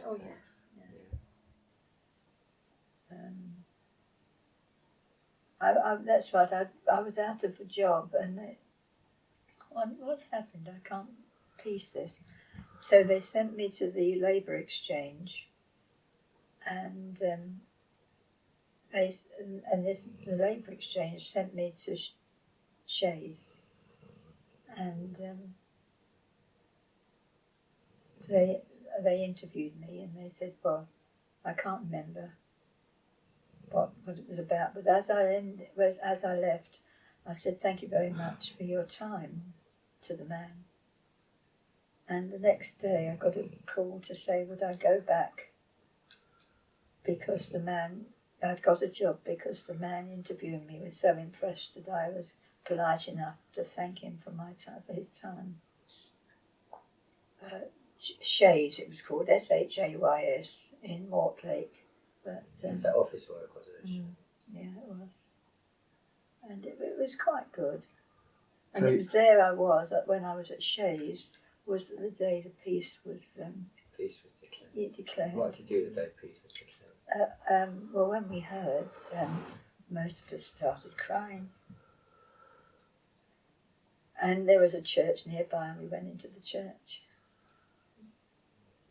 It was at Mortlake. It was nice there.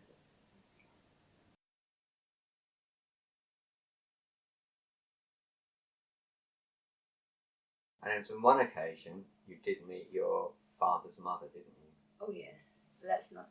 When I was about That was later, was it? about 18, I think. Oh, tell us about that now. Well, my grandfather was in the hospital up in London, and he decided he'd got cancer, so my mother went to see him because she was very close to her father, and as she walked out, I was waiting. In those days, you could only have two round a bed, and there was Auntie Marjorie and one of her cousins, Emmy, standing with me, and Mummy came out of the ward and with this little tiny lady, and said, Nellie, this is Mrs. Grafton. That's all she said. And said, this is Nellie. And she gave me a hug and started talking. And then she started talking to my mother. And they started talking about spiritualism for some reason. Well, I don't know why. And then when she was going, she came up to me. She said, you will come to see me, won't you? And I said, yes. But you didn't know where to go. I didn't know where to go, and I knew that my mother wouldn't tell me.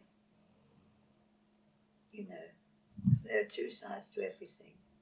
Well, you never know the story, will you? But But anyway, you finished with, yeah? I was just going to say, my mother would, when I said, Auntie Marjorie said, you don't need to go and see her. You don't know anything to her. And then my mother said, when you were, I think I knew that when I was small, I'd got chicken pox, and she'd taken me round to see her mother-in-law, and they wouldn't let me in the house because I'd got the chicken pox. And in those days, that's how they would, you know. Oh no, that's it. And then I went and worked in an ordinary office for a little while.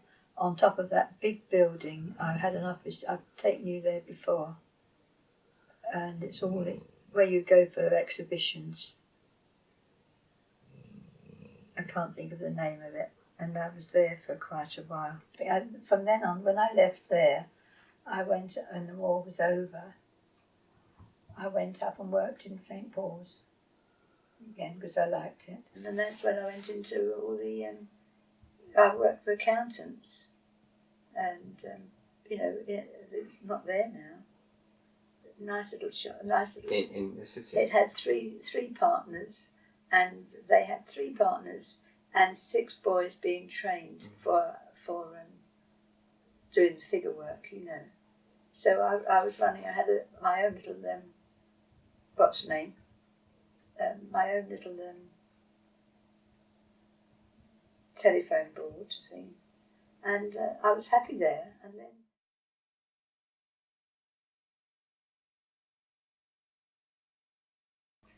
So, what was your mum and, I didn't know your mum and grandpa lived in Wales, did you say? They decided, when Mum first met him, they wanted him to work on, he was working for a company, and my mother didn't think he was getting this right, whatever. And he found this little place in Wales that had a small factory, and they rented it or purchased it, and then from then he lost nearly everything he had, and came home because it all went wrong.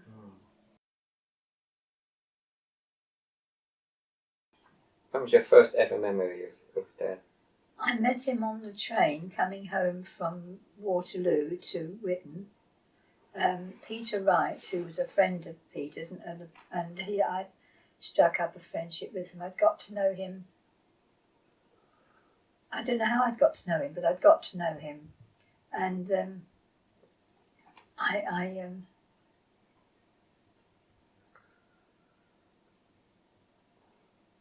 this is Peter Wright I'm talking about. Oh, I got to know Peter Wright through the daughters of the people that took me in, his friend. He lived down the road, Peter Wright, from Mummy. Yeah. And so I was on the train one day and hanging on as you did in those days. A thingy?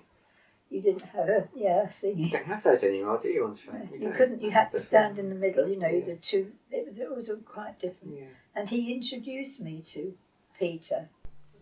I was running for this full train of Waterloo Station for Richmond, Wiggins, Witten and all. I just made the train, rushed in, shut the door, and reached upwards and hung on a strap because this is a favourite train of the commuters going down to Richmond, and I just made it. But I bumped against somebody, and he said, "Hello, Peter." It was my very best friend, Peter, who is, I'm afraid, no longer with us. And he said to me, "May I introduce my fellow strap hanger, Miss Grafton?" I said, "Hello, Miss Grafton." As one does. He said, "Hello."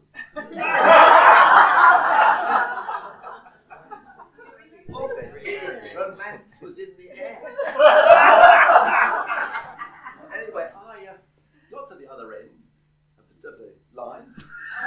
And somewhere along that line, Peter said to me, because Peter and I were producing a show, an amateur show, "You want in your part of the show, Peter, an extra musical number, don't you?" "Yes, but I don't know where I'm going to get it." "What about Grafton?" "What about Nell Grafton?" I said. "Well," he said, "she's a ballet dancer." Ah. "Do you know Dancing in the Dark?" She said, "I suppose so. It's just a question of putting steps to music."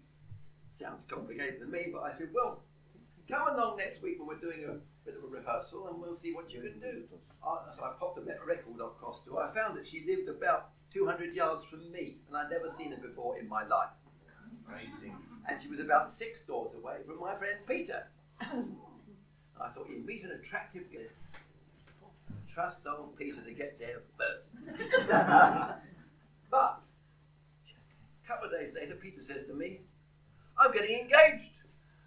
"Oh," I said, "I bet your fiancé." He said, "No, you haven't." "A girl called Joan." "Oh," I said, "that's good." And then, so that time I used to meet them both. We used to go up, 3 of us would be on the train together going up to work because we all worked in the city. And then coming back, and then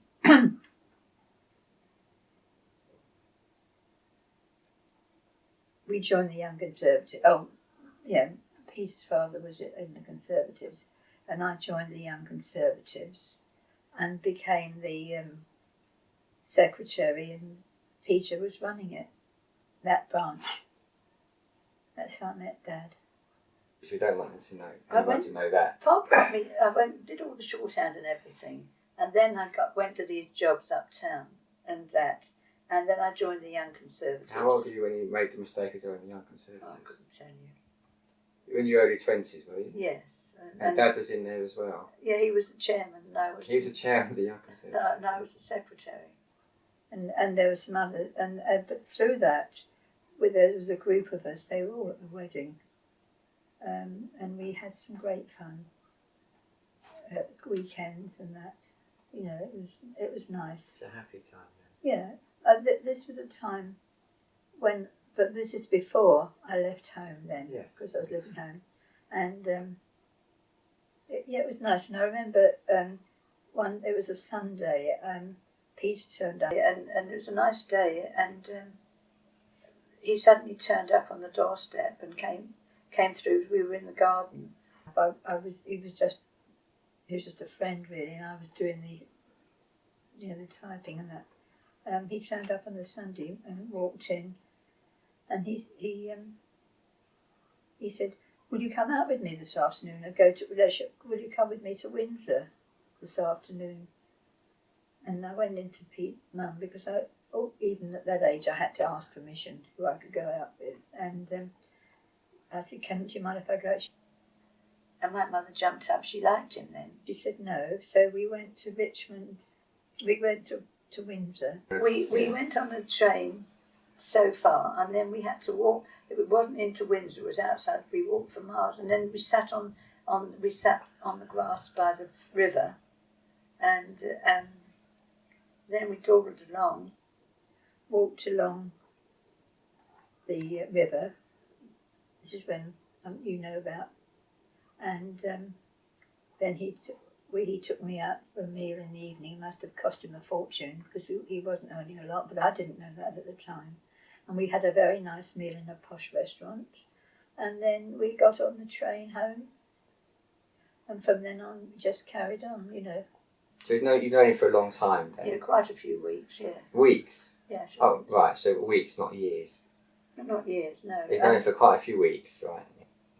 And that's when it started. So he took you to Windsor. Is this when you got the train tickets still? Or was that later? Yes.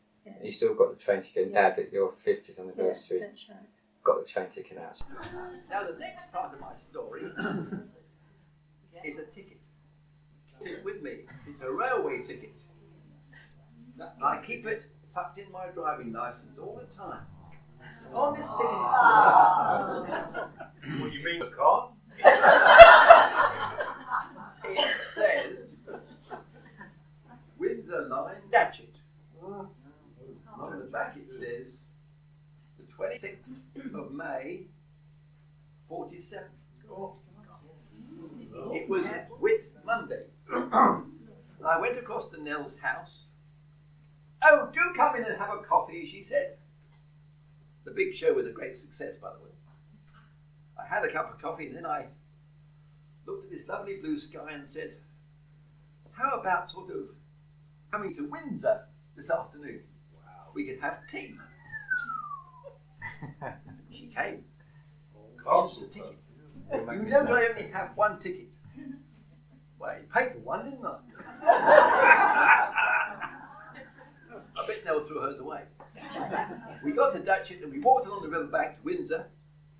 It took us such a long time to get from Datchet to Windsor. It's hundreds of miles. By the time we got to Windsor, tea time was years ago. It was now late dinner time. So we had dinner in Windsor and came back on the puff to where we lived.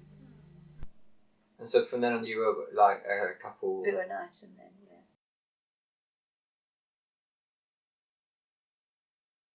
But didn't you split up at some stage? Yes, I can't think why. I got mad at him about something. No, I used to get cross with him. And it was him that We did know it. you used to get cross with him. And I was walking back from the station. We used to meet on the station. Going in the morning and coming home. And as we got off the station, we were walking down my road because where he lived was only just across the road. And he said, I decided, he told me he decided he didn't want to go out with me anymore. That's how he told me. Couldn't give me a reason or anything really. I was absolutely my mother was away at the time because she was living in Wales with Pop, and I was in the house on my own. And, so I just went out in and just held my eyes out. But and then Mum came up, and we had a YC dance. And she came. They always supported me. Pop used to go as well. And your father flaunted past me with other girls, and and my mother got so upset about it. She said, "You see your poor face and what it's doing to you." And this is really why, in the end, when I wanted to leave, She didn't like him. No. When she decided she didn't like someone, she didn't like them. No.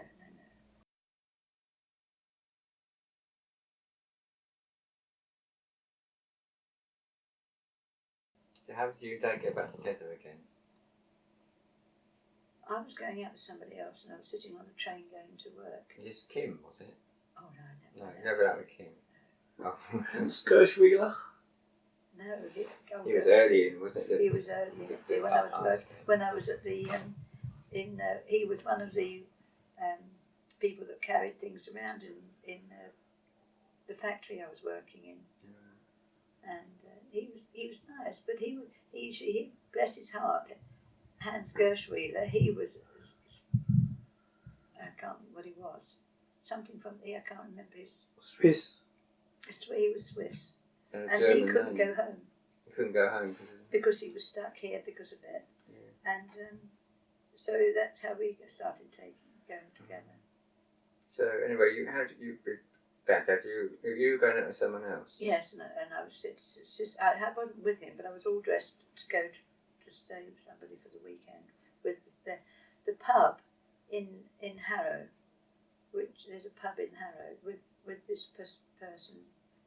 I was going there for the weekend. I'd met them through Auntie Lillian and everybody. Mm-hmm. And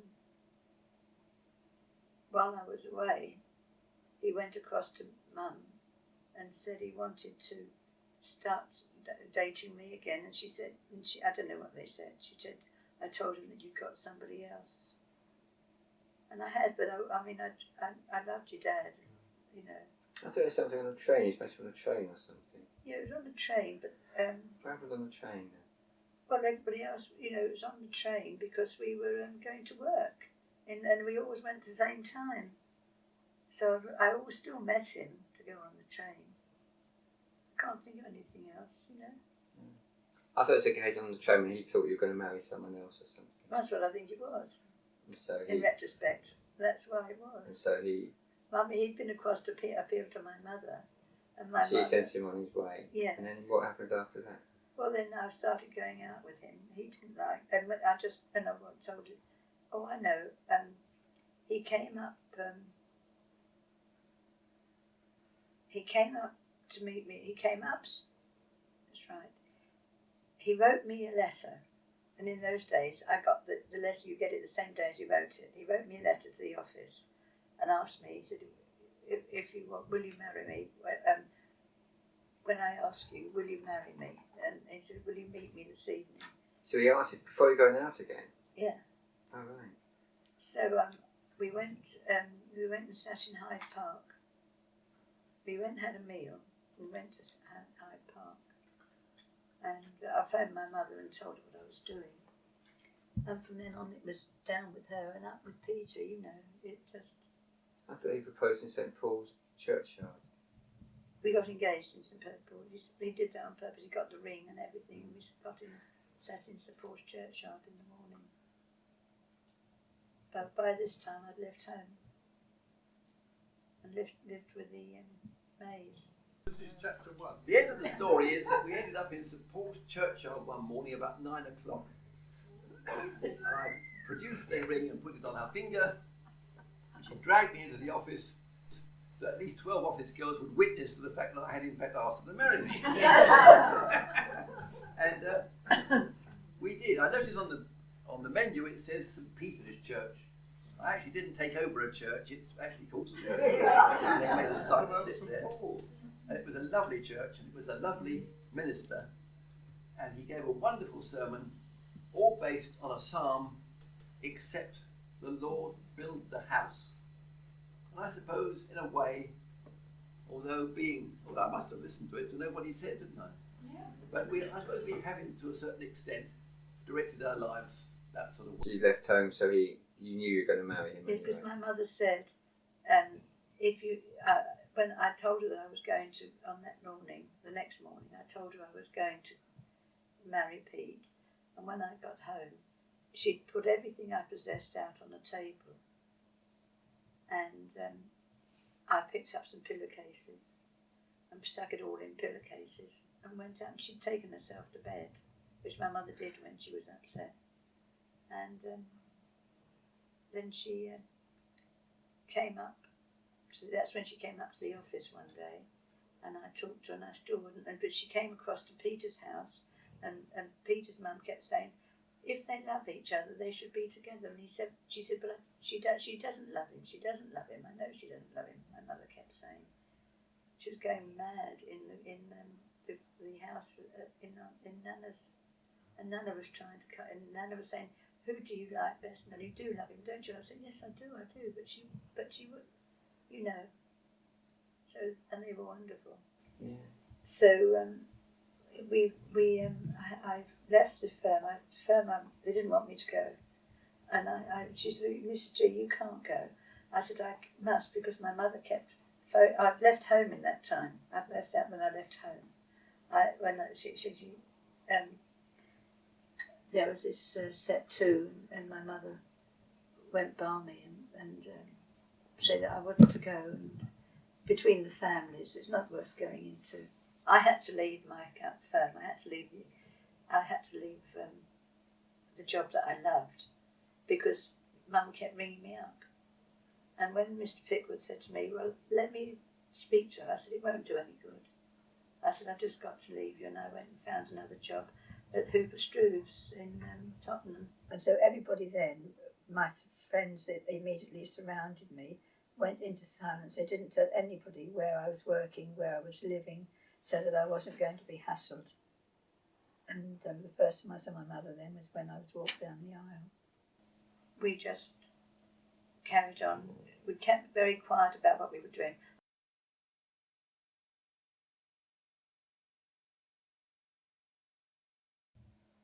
Okay, so you hadn't gone to live with the Mays then? Yes, because I was living with the Mays. Where did they live? They lived in Richmond, Twickenham. Okay, so the day you left home, you went to live with the Mays, who were related to Dad. Yeah, not to Dad. They were the Mays were engaged. The girls were engaged. Joan had got engaged to Peter. Right, and so they were friends of long standing. So it was Joan and what was Joan's sister called? Risha. Okay, so they weren't relatives of the Mays, and you went to live with them. Yes. Through Peter, right? Okay. Yeah, and then I think that Nana May said to me that she felt I ought to try and find somewhere else, because I was in Risha's room and it wasn't really fair, and that, you know, and I don't know how. People down the road, there were some friends of May. They looked up. I went there for a little while, and then quite by chance, I was standing on the station at Richmond waiting to get my train to go to work, and the person I hadn't seen in years was Sheila, appeared, and she said, I live in Cambridge Park at Twickenham, and she said, and I said, would your mother have any space? Because she was living with her mother, and it was a big flat, and I went there and lived there until I got married. So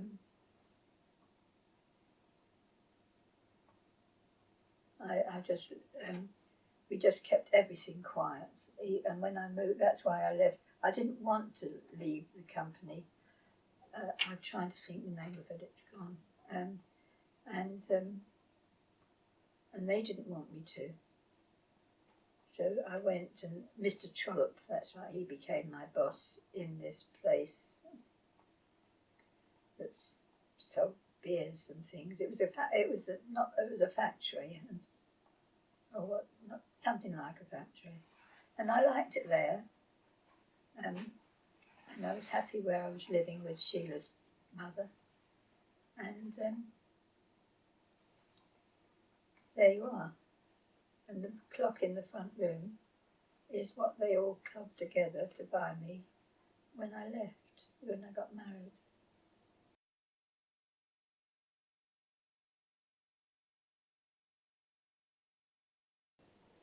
And the first time I saw my mother then was when I was walked down the aisle, and she was sitting in the front. That gave you a shock. It did, because because I had spoken to the priest. I was very worried that I said my mother could turn up, and the priest said no, she won't. He said she'll sit at the back and just watch.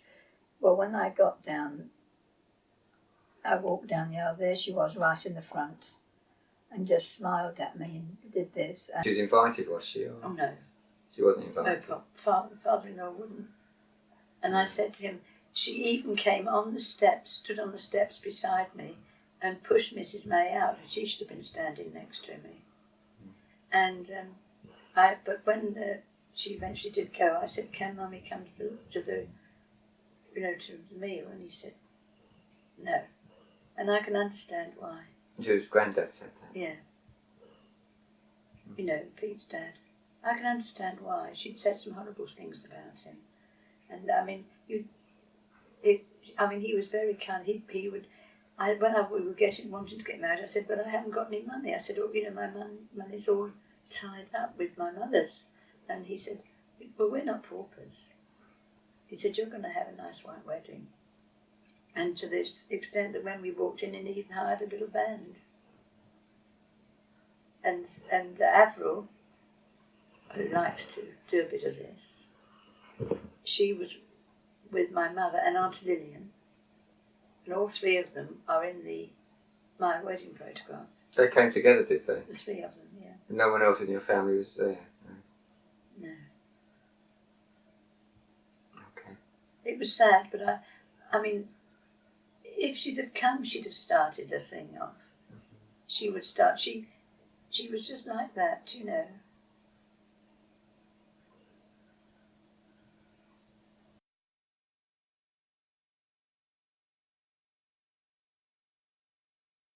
We went on honeymoon in his father's car, which he could barely drive. And he said to me the next day, "I want to take you to Dartmead for a cream tea." Peter loves cream tea. And on the way down to Dartmead, we got to the bottom of this hill, if any of you know it. Yeah. We got to the bottom of this hill, and something went wrong with the car. So Pete, being Pete's mind, let's get into this car park and have our cream tea and think about it. So we came out, and Peter he didn't know one end of an engine from another, he still doesn't. So anyway, we came out, there was a chauffeur-driven car next, and he said to us, and he said, "Oh, I'll give you a hand." So he got it out of first gear into second and couldn't move it. So he said, "Well, go, just let the car roll down and then take a run up that hill."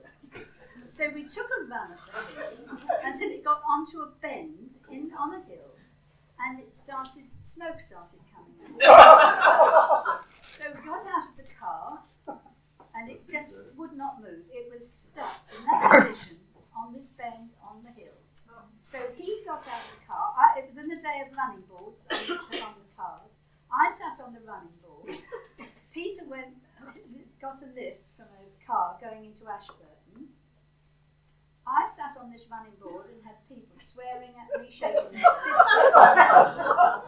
He finds a garage in Ashburton, and this weird man said, "Wait a minute, I must get my gun." Because he might see a rabbit. This is absolutely true. So anyway, Peter came back with this chap who couldn't touch the car. So he said, "You'll have to leave it here and I'll have to come back for it."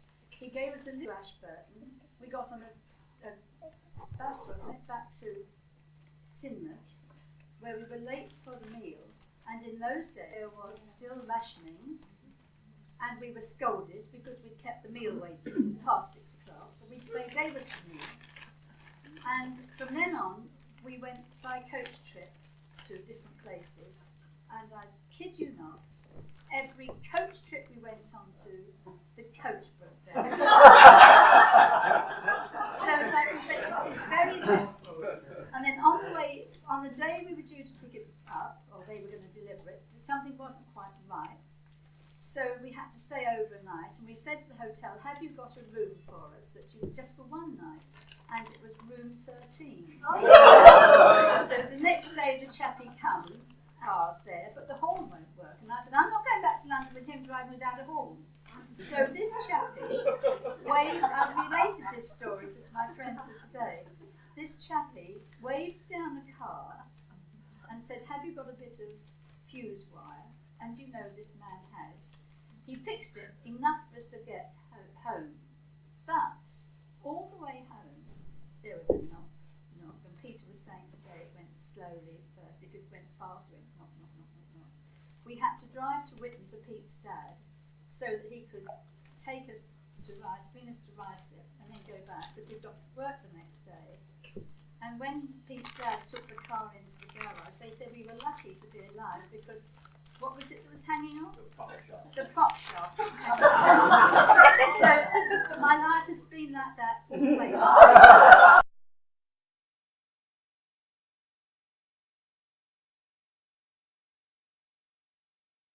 I did go back for a little while after I got married. Oh no, I didn't. I got a bit fed up, and I was speaking to somebody. Somebody phoned me from the office where I had been working. Would I come back? So I left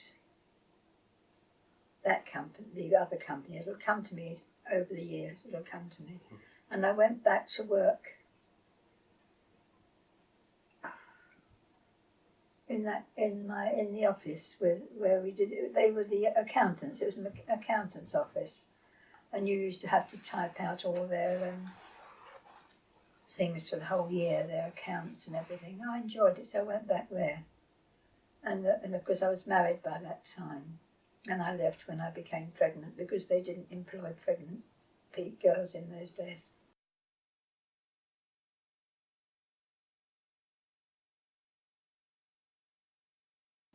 And then you didn't see her again until Colin was born. Oh, Colin was about 3. So I was 5 born years. as well then. Yeah. No, you weren't. About to be. 5 years. No, it was Paul. Yes, that's right. Paul. Yeah, you were about. You were. I had. You. Yes, you. That's right. Because you were born from there. I had you at home.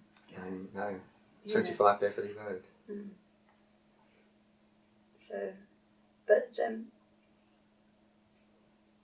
But Dad really gave you all the stability that you needed, didn't he, after your very unstable childhood? I owed a great deal to him. He used to drive me mad. But I mean, this is right. He was the only person. Anybody else? If my mother didn't like my friends, they had to go. And but he's, like he called me Nell, and he said she always used to, she was christened Nellie, and he said, well, I don't like Nellie. I'll have Nell, and he always used to call her Nell. Call you Nell. Yeah, call him me Nell. Yeah. But in the end, she got to like your dad, didn't she? Oh, she did. Didn't you? Yeah, she did. I mean, the only person she wanted near her was your dad, really, and me. But she wouldn't have poor old Pop. She was dreadful. So, there we are. That's about Dad breaking the teacups. That's a funny story. Oh, well, I went to the coal cupboard when we got into the little house that we had in Beverly Road. And I thought, what's that? And it was one of the cups from the set I'd had given to me. Yeah, we had given. And I said, what's this? He said, oh, I broke it. I said, well, why have you put it in there? He said, well, I always hid things that I broke from my mother. So he said, I thought you'd be the same.